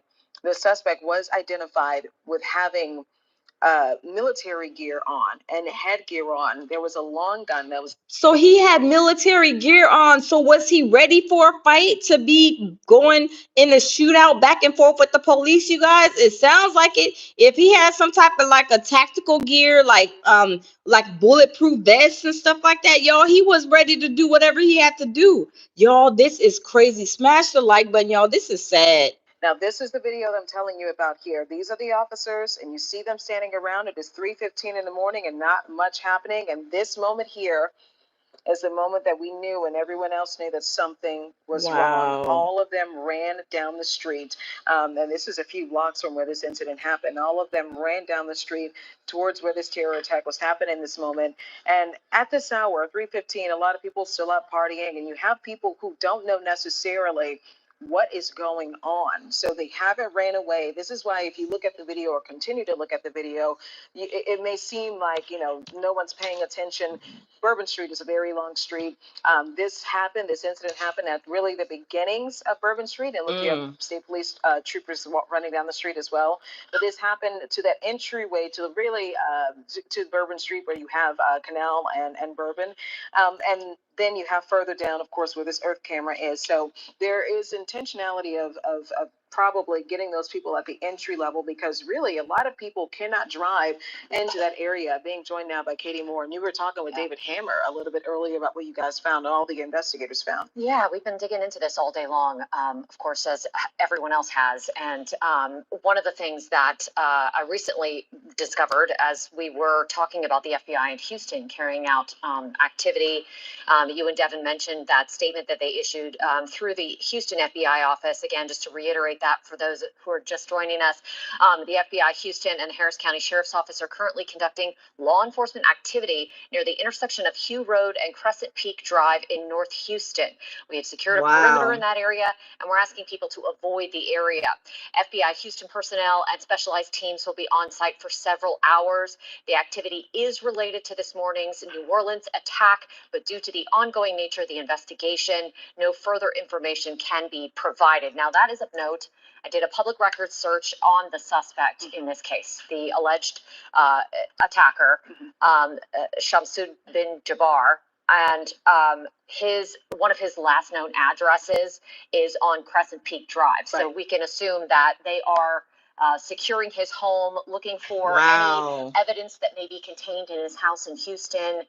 From what we know, from what we've heard from investigators so far, is that this man, again, lived in Houston, possibly on Crescent Peak Drive, according to public records, and then at some point rented that truck, drove to New Orleans, either alone or with other people, and then rented an Airbnb, we believe, according to law enforcement sources, in the St. Roch neighborhood here in New Orleans. And we saw, of course, that heavy police presence around that house earlier today. There was a fire at that house. We believe that may be related to some possible explosive devices or some sort of evidence that was found there. It's unclear how that fire started or when they put it out, but we do know that the ATF was heavily involved in that operation here in New Orleans in the St. Roch neighborhood. So you could assume that, you know, they are concerned that there may be some sort of bombs or weapons involved, and that were present at that house here just outside the French Quarter, really, for those who don't know the geography. St. Roch neighborhood's right outside New Orleans, right outside the French Quarter, rather. Yeah, so I mean, they were really close. And can you talk about the other IEDs? I know we had David Hammer in earlier, and they detonated two of them, but apparently, did we discover if they were actual IEDs that were found, or similar to a pipe bomb or anything? So yeah, I don't know what kind of they're improvised explosive devices, so they could be anything really. But what we heard from the FBI at the news conference at 1 o'clock was that there are at least two that were found and neutralized. They were detonated. Now, Y'all, I wonder what kind of bombs they were, because y'all remember when they had that at that race years ago, they had those people that blew up that area, the race, I forget what it was called, but y'all remember they had crock pots with nails in them, pressure cookers, and they blew up, and then there was, like, I guess the nails are going everywhere, y'all. I mean, y'all, that was crazy. Foreseeable future, and you know, it kind of sounds like they found two of the actual IEDs that may have been created by yes, the Boston Marathon. Yes, excuse me. Yes, the Boston Marathon.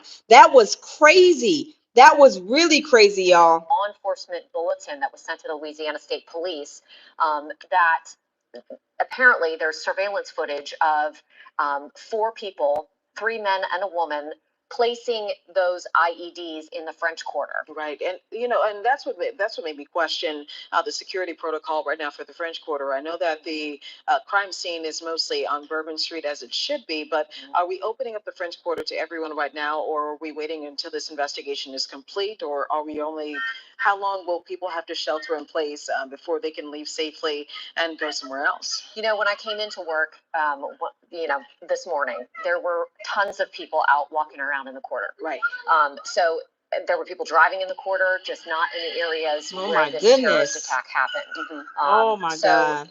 You would think that other parts of the quarter are open for business right now. I mean, I think we could probably just kind of step outside and see whether or not that's the case now. We're in the quarter ourselves. Right. Yeah. We're right there.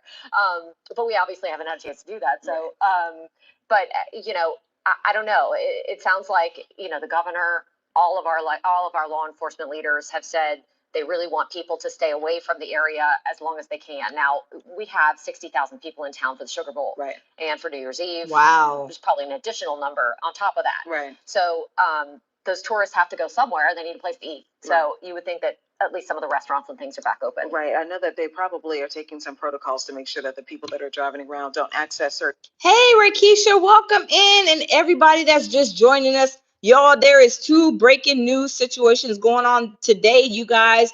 There is what's it called? Attack in New Orleans, you guys. There was a guy who plowed through the New Orleans crowd and unalived 10 people at the time that my live started, and 35 were injured. But yeah, you guys, they're saying that the numbers are creeping up, and the unalived and in the injury injured people. Y'all smash the like button, you guys. Y'all put hearts and prayer hands in the comment box for those people who lost their family members on this 1 January 2025 day, y'all. This is sad. This is not the way to open up a new year, y'all. This is sad. And we're hoping that they get the support that they need. As we learn about these victims, though, an 18-year-old young lady who came from Gulfport just to celebrate with us, a former star athlete, rather. For Princeton and Yeah. St. Thomas More over in Lafayette. Yeah. I mean, you just hear these stories. They're just tragic. Everybody was just out and about having a great time last night, early this morning, which is what we want people to do. And someone, this suspect, Jabbar. Oh, these are some of the unalive people that passed. Oh my It's a horrible goodness. start to 2025. Oh, Mrs. Reggie Hunter, Jesus. he was one of our victims. that Oh, was good. So killed. they're giving Tiger names, Besh, y'all. They're giving another names. victim that was identified and taken, and we have more victims that are still, they're trying to reach out to families, because you have people who might not necessarily know what's going on. I know I have some people who are reaching out to me in several parts of not just here. I've had people reach out from Ireland, from the UK, from Boston, from all over the place, asking what's going on and trying to figure out what's happening. But this marks the beginning of the new year in America for a lot. Oh wow, Renee, thank you for that information. Yeah, I just thought we heard that not too long ago. Oh, it's crazy. It's getting crazy, y'all. A lot of people just want to help any way they can and find some sort of peace and solace in knowing that they're trying to make the situation better. As this investigation unfolds and continues, there are obviously national security ramifications that could be associated with this attack. And so with the FBI involved, with the president actively engaged and watching the investigation, there are some very serious like I said, ramifications to what's going on with this. So lots of interest here locally and all over the world. And I know a lot of people are joining us on WWL Plus to check it out, check out our coverage. So All right. thanks for being with us. Amelia Strahan joining us now. One of our reporters continuing our coverage. We have reporters all over getting every single angle of this. Amelia, you're on near Bourbon Street, rather. Can you tell us if they still have this area cordoned off or what you're seeing around you? Yeah, they do. Police are still out here investigating. They've had this area blocked off all day long, still just out there investigating. Now we just got, updates earlier from local and federal law enforcement, and they say they're investigating this as an act of terrorism, and they don't think the suspect See, you guys, active terrorism. are, in place to protect the quarter. We're down for repairs, and that has a lot of people wondering, So basically a terrorist attack. the Sugar Bowl, why were they down, or why was there not some other precaution put into place? Still a lot of questions around this incident. Many of the victims, their families are going through an incredibly difficult day today. We have identified a few of those victims. Nakira Dito, she is a Mississippi teenager, and then Tiger Besh, a Baton Rouge father. The University of Georgia also tweeted saying that they had a student injured in the attack and was in critical condition. Of course, we know the Sugar Bowl has been postponed.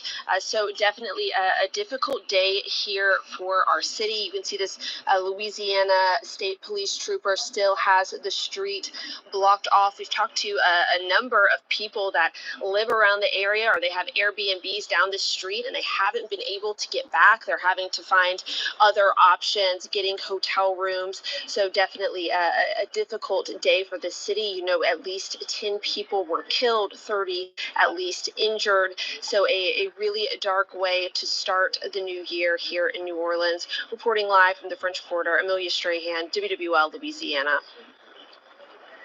All right, Amelia, thank you so much for that update. Taking a look at basically some of the updates that we're getting from as this time goes by. You talk about the ramifications when it comes to security and political ramifications. There have been calls for people to testify before Congress to talk about what happened here today and what they, obviously it's difficult to talk politics here, but they're talking about asking them to explain where the failure happened with the FBI. But I think that this is a situation that's a little difficult to follow. Yeah, you mean with the infrastructure? Yes. Yes, the infrastructure. Now, of course, Governor Mitch or Mayor Mitch Landrieu. It's been a long day. Former Mayor Mitch Landrieu later became the sort of infrastructure czar for the United States. Right. Now, Landrieu is the one who No, that's my coordinated son, the D-Dot. bollard project that had those bollards installed on Bourbon Street to, in theory, prevent an attack like this from happening. Right. Now, there have been questions about whether or not those bollards have been really worthwhile or functional since they were installed back in 2017, 2018 timeframe. And that's when Mitch Landrieu was mayor. So I think there are going to be a lot of questions for him in particular about whether or not that project was done adequately and sufficiently, whether or not more should have been done. And secondly, of course, we heard questions asked of Mayor LaToya Cantrell, why is it taking until now to try and fix those if that is a problem when we have the Super Bowl knocking on our door? Right. And the Sugar Bowl this weekend, obviously, New Year's Eve, all these major events that are happening. We do know that they just got a big chunk of money from the state to carry out these infrastructure projects around town because of the Super Bowl. So that's why they now, excuse me, now have the money to do it. There must be something in the air in the studio. Yeah. In this situation, everybody's going to nitpick and ask those tough Of questions course. because people want to know if there's a way that this could have been prevented. Yeah, there's going to say. I think a lot of people are asking if this event could have been prevented. I think that it's important to ask all those questions. Like, Yes. what could we have done, and what do we need to do moving forward? This is really sad. And I think what we need to do forward, you guys, we just, of course, have to stay vigilant. But at the same time, you guys, I just don't think that it's a safe call for them to have that Sugar Bowl, you guys. I don't think it's a safe call. If you guys agree with me, if y'all don't think it's a safe call to have the Sugar Bowl tomorrow, put a 1 in the chat. I just don't think that tomorrow is going to be a good time because we don't know if there's other people working with them. They already said that they feel and they think, I guess, during their research, that they think that there's more people that is in on this, you guys. It is sad. You have the Fleur de Lis drop that was in Jackson Square by Jack's Brewery. That could have easily, of the people that were gathered there to watch for that, could have easily been the target of an attack if someone wanted to try it. So it's unfortunate that you don't know necessarily when this is going to happen. That's when you can rely on maybe intelligence to kind of catch that before it gets this far. But since this has happened, I figure, what lessons are we going to learn from it so that we can make sure that if there are attempts from this happening again, we can at least try our best to prevent it. I think you said something very key in that there are questions about whether or not there were intelligence failures here. Right. If there were any red flags that were missed. If this was, in fact, a terrorist attack, as we believe that it is, that may have ties to some sort of extremist organization and terror. See, they're saying it's a terrorist attack. Intelligence failures that led to this. And I think those are some of the bigger picture questions that are going to be asked in the coming days and weeks. Yes. Right now, the big question is, who were the other people that the FBI believes were involved in this attack? Where are they? And can police and law enforcement catch them? And that's the hard part about it. And that's the part that has a lot of people concerned. The fact that we have investigators on video who say that they've seen these people place devices in different parts of the French Quarter. Luckily, they were able to recover these devices. The big question is, are there more? Did it go, and did they place them anywhere else throughout the city? And also, why New Orleans? If you're driving from Houston, which is a major city, a much larger city, yes, and passing through other cities to get here, I'm wondering what made us a target here. I don't know. That's a great question too. And it doesn't appear that this suspect had any ties to New Orleans specifically. Right. We do know that he's a U.S. Army veteran. We're unsure whether or not he was honorably or dishonorably discharged from the U.S. Army. And the FBI said today that they're working to confirm those details about his background. We know that there is an active search underway and an active operation happening in there he is, y'all. right now. As investigators. He's 42. He looks a lot older. We've been watching coverage from our New Orleans affiliate, WWL. For now, we're going to take a short break. You're watching CBS News 24/7. Y'all, this is crazy, y'all. This is outrageous. Let's go and see what else other news stations are reporting. Y'all, this is crazy. This is really sad. This is crazy. There is so much going on right now on January 1st, you guys.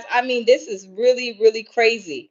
I am very, very shocked that this is like going on, you guys. Let's continue. Let's see what other stations are talking about, you guys, because this is breaking news. This situation, and also with the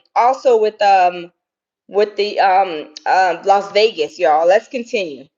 Law enforcement bulletin that said that law enforcement has seen at least 4 individuals placing those improvised explosive devices in areas of the French Quarter. And those 4 people are who they believe all carried out this attack and those IED placements. Now, that law enforcement bulletin also said that there were IEDs in coolers in the back of the vehicle. Wow. After he crashed into the vehicle and had a shootout with police that left him dead. There were coolers that were wired for remote detonation, and there was also a remote, apparently, according to the Associated Press's reporting, there was a remote found in that vehicle as well. So in theory, that would mean that he was hoping to get out and run at some point and then blow up that truck. Right. Oh, wow. So the question now is, where are these other 3 people that may have been involved in this attack?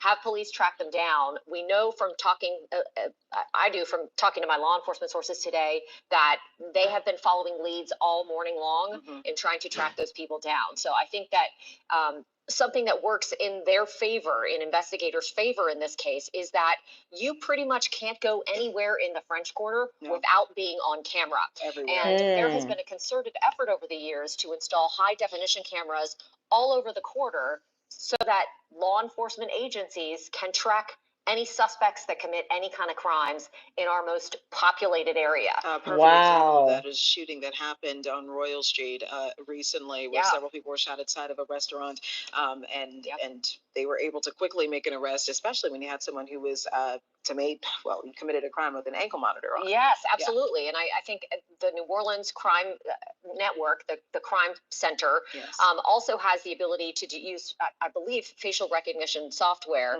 in order to try and put suspects in different locations. So this is a very high-tech law enforcement solution, and this attack was carried out in an area where you have the highest penetration of that. In the city. So hopefully all of those things are going to work in investigators' favor. And you would think that that's how they're following all these leads that they've had throughout the day and carrying out these different things. Now we know, an operation in Houston as well has been going on. So and hopefully that can give us an idea of what brought them from Houston to Louisiana. I believe we have our Mike Pearlstein joining us in studio right now, or he's going to be joining us in the studio in a little bit with a little bit more on his investigation. One of our investigators who's been combing through all of what we've been talking about throughout the morning. But we had Alyssa Curtis also earlier, one of our reporters who's been covering this since the morning. It is 4 o'clock now. This is an event we've been on for several hours now. Something that happened at 3:15 a.m. This is when a man, a 42-year-old Houston man, drove a white pickup truck down Bourbon Street, entering through Canal Street, striking and killing 10 people, and there are 30 others who are currently in the hospital fighting for their lives. Absolutely. We hear that the death toll may be much higher than 10 once this all is said and done. New Orleans police said they were still trying to confirm and work with family members as there were a number of those victims that were in critical condition when they were taken from the scene early this morning. So this video that you're seeing right now is social media, is surveillance camera footage of that truck driving down Canal Street, and then you'll see it take a right turn right past New Orleans New Orleans police officers who had a police car parked to stop traffic from going down the street. But New Orleans police say, as you can see right here, that truck drives up onto the sidewalk and just guns it, just accelerates into that crowd of people. And it's so difficult to get out of the way when you see how fast it went down the street. It did not make it very, He turned very and far, accelerated. But you see how fast it went down the street. And I say this, and I said this earlier. My God. At midnight, I'm questioning the timing of this, and if they felt like maybe this was an appropriate time to do this. But at midnight, the French Quarter always has a lot of people. There's a lot of heavy traffic. Obviously, this. Michael, I believe so. Just like the suicide bombers that drove the planes allegedly into the Twin Towers. Y'all, this is crazy. Peak hour. This happened about 3 hours later, but had it been that peak hour, we may be talking about a higher death toll than we are today. Absolutely. And, another fallout from this is that the Sugar Bowl has been postponed. It was supposed to be played tonight at 7:45 in the Superdome. Now that has been postponed or delayed 24 hours as they can get a better handle on security. Governor, 3 o'clock kickoff, excuse me. It's supposed to kick off at just about an hour ago. I was thinking it was this in the evening. No, tomorrow. Oh, tomorrow. Yes. I'm sorry. Our producer's telling me.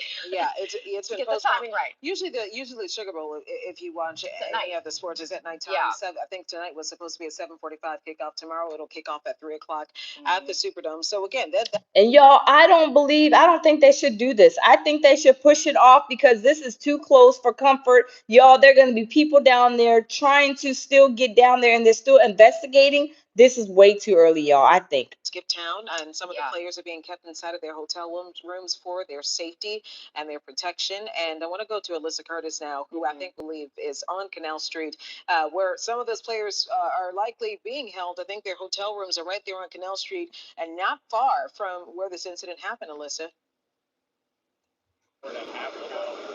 Yeah, earlier this morning we heard some people were being evacuated from their hotel rooms. Some people were being kept in their hotel rooms. Earlier this morning, I was on the other side of all of this barricaded area. We were on Dumaine and Bourbon, and even over there, it's a little bit more residential. And residents were trying to come out of their homes to do things like walk their dog or get on with the day. And LSP troopers had to go over and say, you can leave, but if you get out of this perimeter, you're not able to get back in. So you might just want to head back into your house and do not come out. I want to point to a few things that you guys were talking about. You guys were talking about cameras in the area. Again, yeah, we do know that there are several cameras, especially in the French Quarter. There's actually one right here in the neutral ground in the middle of the street in between Canal. So I'm sure police, NOPD, FEI are pulling those cameras as well. Another thing, those bollards that we now know were not functional, were not up because of repairs. You guys mentioned a few minutes ago, but NOPD said, Y'all, when he turned that corner, and was pressing on the gas. Y'all, this is sad. This is sad. Smash the like button, y'all. We got to get this out in the algorithm. A lot of people don't even know this is going on right now, y'all. Like this wasn't anything that they really ever expected would happen. And Governor Landry said in the press conference a little while ago that any issues in the system, they're going to work to address and fix them. And this seems like one of those issues that they're going to see, how can we make this better? Do we need to extend those barricades to the sidewalks? We need to extend those bollards over to the sidewalk. Again, Mayor Cantrell said that they were part of the infrastructure package that they've been working on to repair in time for the Super Bowl. We just got an email a little while ago from the city regarding the Bollard project. They say the contractor began work in November 2024, starting at 2 separate locations and progressed towards Canal. So it seems like this was kind of, this may have been the last one on their list to get done. They also say the scope includes removing the old bollards, replacing concrete pavement, constructing concrete bases, installing metal sleeves for the new bollards, and repouring the roadway. Coordination with NOPD has ensured accessibility and ease of use for their staff, with temporary white gate barriers providing protection in construction zones. And again, we saw some of those barricades, or NOPD says some of those barricades were up. They say to date, 11 of the 16 bollard locations have been completed. The remaining locations are on track for completion prior to February 2nd, 2025, again, in time for the Super Bowl. So it seems like from the information we're getting from the city that they were working their way through all of these infrastructure projects and all the bollards, and this one just they hadn't gotten to it yet, or at least hadn't finished it yet. Again, Governor Landry really speaking to any issues in the system, any issues in our response, that he's going to find them and fix them.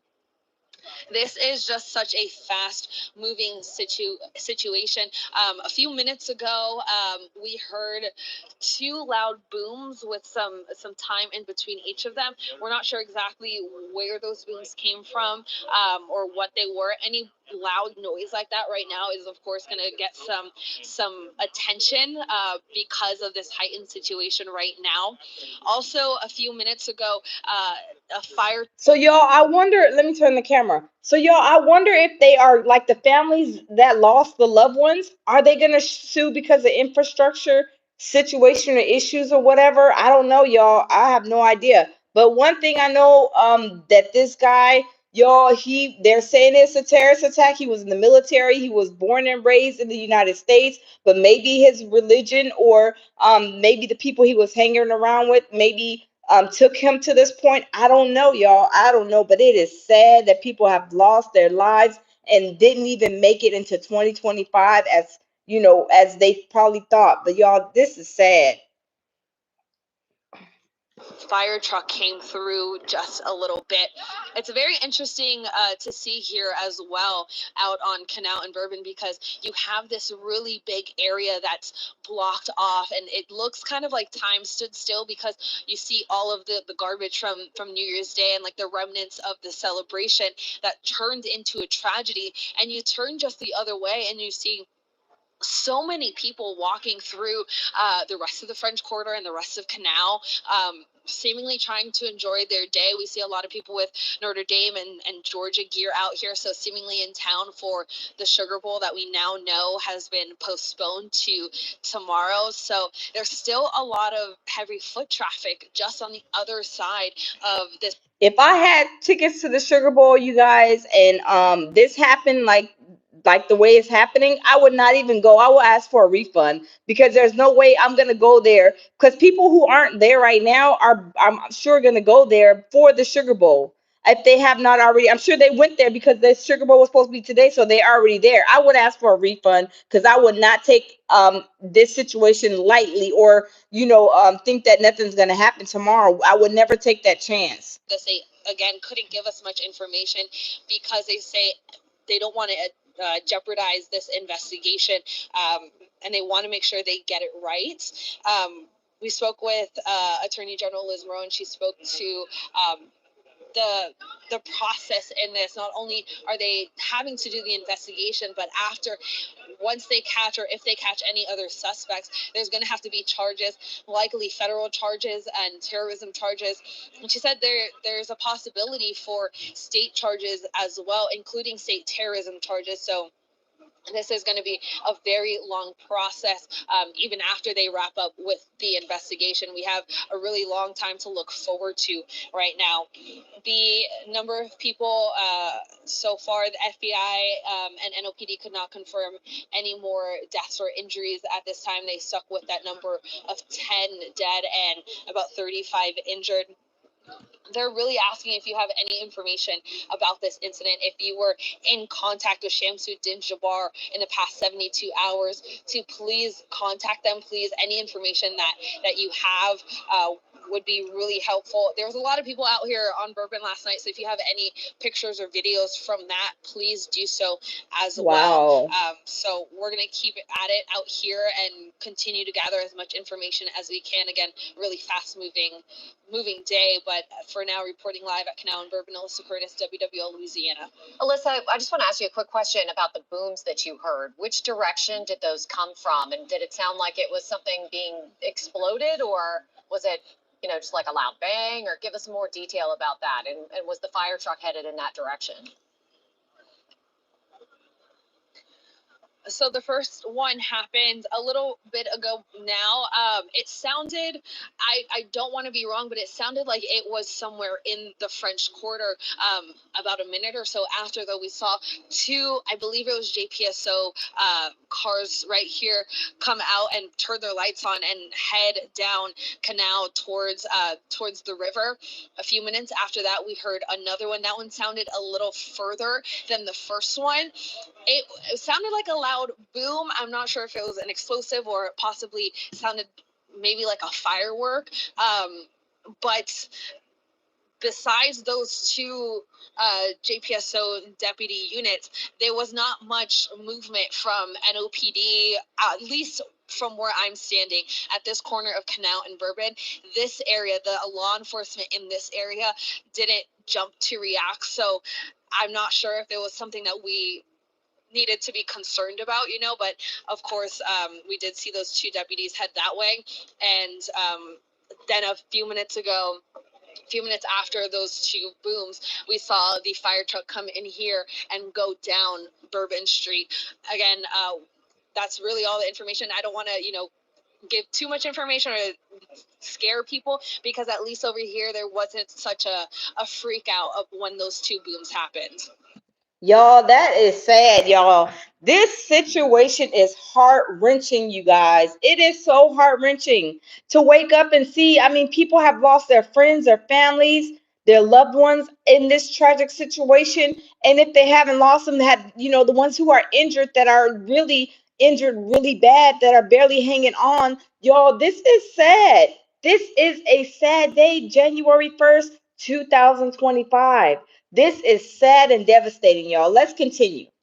People who were at the scene walking around, bodies all over Yes. Bourbon Street and all over that whole section where the truck just plowed through. And for the first responders who ran toward what was happening, I can't imagine what they're going through tonight, right and how difficult that was for them. And, you know, really applaud them for the difficult work that they've been doing today. There were so many first responders and law enforcement officials that were on the scene already, because they were at full force with the amount of crowds that we had in the French Quarter and just in downtown New Orleans in general.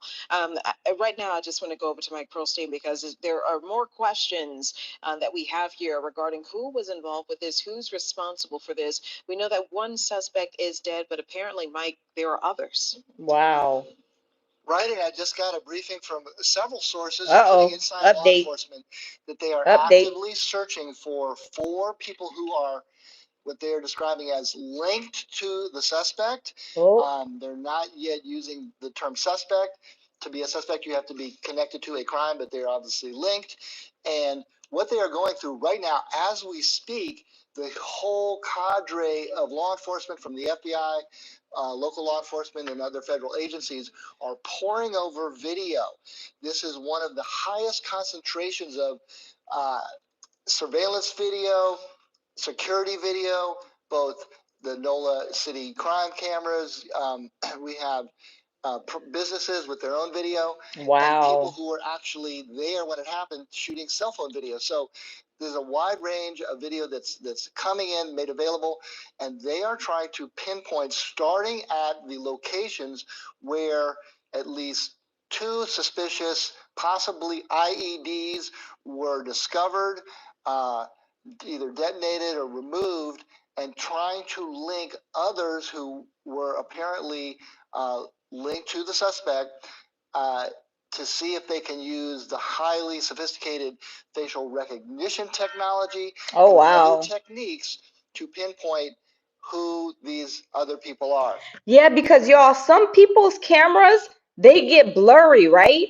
And even when you zoom in on coverage like this from like the cameras that are recording, when you zoom in, it gets blurry and blurry. So I don't know if they have somebody with some high tech energy, or I mean, not high tech camera, like, you know, footage that can zoom it and where it's not like blurry. But y'all, people were there recording, you know, everybody's recording, their cameras are on, everybody's recording. It's New Year's. There are going to be a lot of people that come forward that has some of that footage. The threads of this are wide ranging, expanding, and quite active.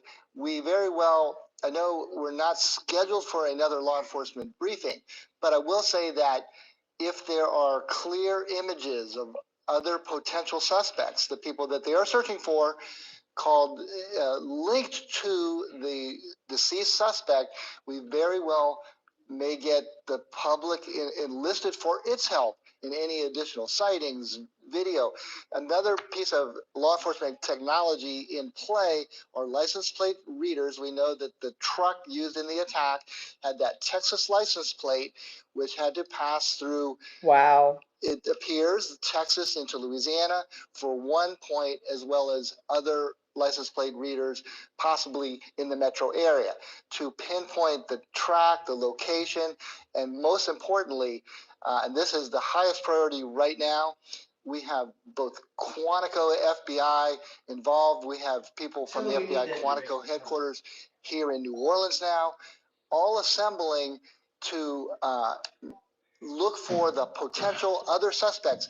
And all of this points to the fact that what we saw, as horrific as it is, it actually could have been a lot worse if, in fact, these improvised explosive devices had somehow been successfully detonated. Obviously, the crowd on those first 4 blocks of Bourbon Street was kind of peak on a New Year's Eve celebratory evening. But bombs in multiple locations, just imagine the possible damage. So unknown how all of this was triggered. We saw the rather dramatic and alarming video of that truck. So I wonder if he rented this truck from like a rental company or like was it Turo? If he rented it from Turo, y'all, this is a sad thing, y'all. This truck still could have hit that sidewalk, plowed into the large group of people at a very high rate of speed. And right now, all eyes are on these people linked to the D-Dot, what? Gene Deal said that Jay-Z and Dame Dash were lovers. Oh my God, D-Dot. After this live, I have to go research that. And if I find out information, I'm going to definitely do a live on it. Thanks for that info. There may have been something going on in Jefferson Parish. Tried to confirm that. We haven't heard anything from Jefferson Parish today. However, now the FBI is in control of this investigation, so it's kind of doubtful that we will. But you would think that all of these different scenes that we're hearing about are linked to them trying to pinpoint who these extra suspects are and who these people are who were spotted on camera. Absolutely. And I can tell you that when they say, if you see something, say something, that is being taken quite seriously by a lot of people. They are actually going through tips that are turning out to be unfounded, suspicious, box or even a backpack left behind, but they have to check it out. And the reason is underscored by the fact that in a couple of these instances, they have found what looks like to be improvised explosive devices that they've had to deal with the bomb squad, obviously our NOPD bomb squad, helped by federal agencies. So that message still holds. Wow. That for anyone seeing any kind of suspicious activity, any sort of unaccompanied. So y'all, let me turn the camera. So you guys, so this guy and these other people that they're saying that may have been attached to him doing this criminal activity, this crazy situation, you guys, oh my goodness, basically they're saying that this could have been probably worse off if whatever maybe their plan went full-fledged in effect. I don't know, y'all. This is crazy. As well as Bourbon Street, that's now expanding to anywhere and everywhere an explosive device has been found. Like I said, they are pulling every square inch of possible video to try to identify who may have helped this suspect. I had a question regarding you talked about facial recognition, and we talked about all of the cameras that we have across the city with technology being as advanced as it is. I'm sure that people will be able to find exactly who these suspects are quickly, but how viable is it? Like, how quickly can we identify who these people are? Okay, so on the one hand, hey Norton, welcome in. Happy New Year. Happy New Year. Because these are hours and hours of footage from dozens, even hundreds of cameras. Mm-hmm. But there is a massive team. They are guided by obviously where the attack occurred, where the explosive devices were discovered, and possibly between the Mandeville Street location and where the attack ultimately happened, able to check the license plate readers to identify anywhere that this suspect and possibly others were located enough. And this is the second part of what law enforcement has to go through. Wow. As good as some of the video is, and we've seen it, used it, it solved crimes. Among the cameras that they're looking at are Project NOLA, which is a private nonprofit that has pretty high state-of-the-art facial recognition. NOPD actually uses that quite frequently, but you still need a clear shot, a clear angle. As we know, the attack occurred, in the middle of the night, 3:15 or so, and with darkness, and in the case of a crowded Bourbon Street, many people coming and going. There could be facial coverings and other things to obscure the identities. But we don't know when. Thank you, Norton. Thank you. Yes, we're bringing you live coverage. Norton, you are absolutely right. We give it live. We give it how it is, raw, indifferent. But we are bringing this live, you guys. This is going on right now. They are actually live. And y'all, this is a sad situation, y'all. Very, very sad. But let's continue. The death count is now up to 15. It is up to 15 Oh, people. This is wow. coming directly from the New Orleans coroner, and I'm just going to say part of his statement. Oh. As of now, 15 people are deceased. It will take several days to perform all autopsies. And once we complete the autopsies and talk with the next of kin, they will release, of course, all of the identifications of the victims. 3 of those victims we did release to you just a little bit earlier after their families have been notified. But this is what Ann Kirkpatrick was talking about, not necessarily giving a final number, because we do have many people that are in the hospital who are critically injured. And unfortunately, we don't know if this death toll is going to go higher than 15. We just can't give a final number right now. Yeah, absolutely. Wow. So they said that there's people that are critically injured. Oh my goodness, y'all. This is sad. As we move through this and as those people begin to mourn, this investigation obviously is taking center stage. And one of the things that I think a lot of people are going to have questions about is what was the background of this suspect? Now, when we look at the suspect, he was arrested in 2020, as we know, on minor charges. Mike, we also know that floating around out there, this is the suspect, Shamsud Din Jabbar, and we know that he's from Houston. We know that he has a background in real estate. You talk about there's some videos floating around out there from the Better Business Bureau on YouTube. Oh, wow. We're seeing one right now. This dates back several years. It has since been removed from YouTube, but obviously with all of this circulating and all of the internet sleuths recording and saving video, this is one of the pieces that the federal authorities have. We're able to confirm and report that Mr. Jabbar was working in real estate in the Houston area. Oh, wow. For that, he served time in the Army and the U.S. military, that he is a U.S. citizen. In this video in particular, and we're going to pull some excerpts and play that for you, he speaks quite articulately. Wow, very smart. Obviously, working in real estate and educated. Exhibiting a pretty sophisticated knowledge of real estate, and has a background in high-level sort of intelligence and logistics in the Army. Wow. So this was, I guess, someone who might not have necessarily been on a terrorist watch list or high on law enforcement radar. Wow, I would never thought. There are elements that we've been able to dig up, including a couple minor arrests, twice married and twice divorced. There was a restraining order against him. Dang. All of those documents, we're mining those now just to kind of fill in the background details of this suspect, Mr. Jabbar. One thing that you mentioned, and that's an important point, Katie, is that they don't know when those explosive devices were planted. So that's where the very long and tedious task of looking at hours of video starting from 3:15 backwards to see when there was something that maybe looked like an additional suspect involved in helping or planting a device.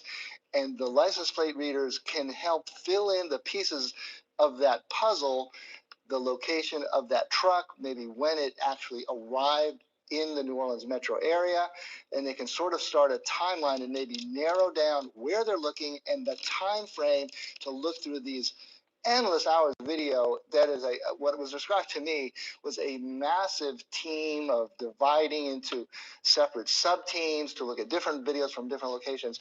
That seems to be where the focus of the investigation is right now. Hopefully, and I know everyone, but especially law enforcement, making it their highest possible priority. If there are others involved in a terrorist attack, which is now, as we know, making headlines, not just nationally, but worldwide, is the fact that there are potential other terrorist suspects that are now increasingly on law enforcement radar.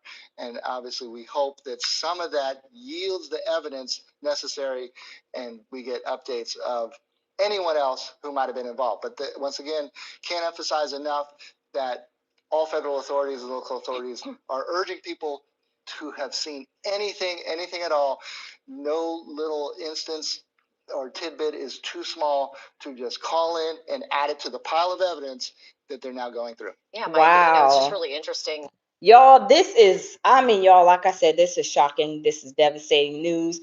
Y'all, we have people who have lost their lives, people who have gotten injured. You guys, I mean, this is sad, you guys. If you guys are catching this on the after live, y'all, put some hearts and prayers in the comment box, you guys, for these victims, you guys. They're victims of being unalive, victims of being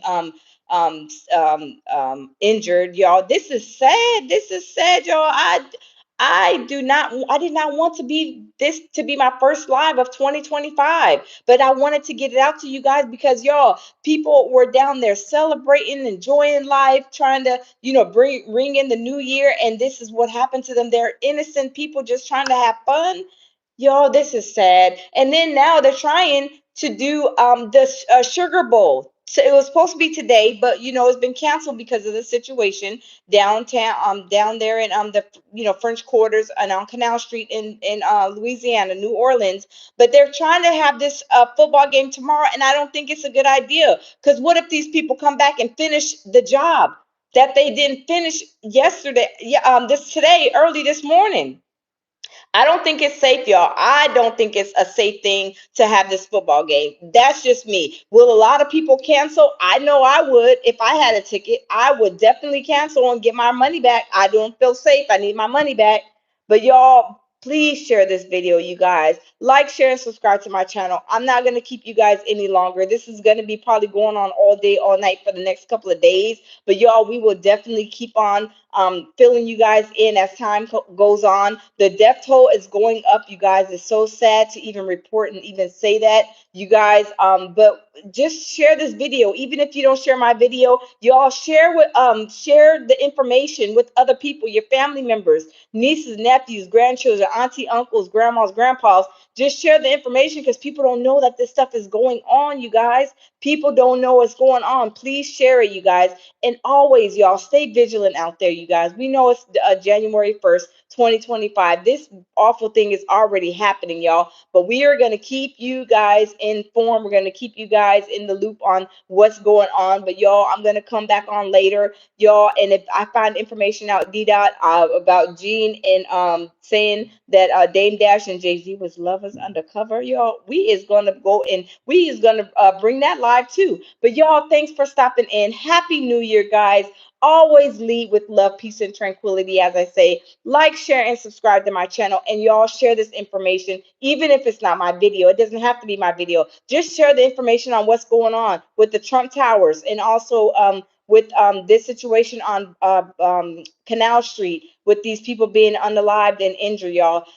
It's sad. It's sad. But thanks for stopping in, you guys. And I will see y'all in a little while on the next live, y'all. Lead with love, peace, and tranquility again, like I always say. And I will see y'all soon, you guys. Bye.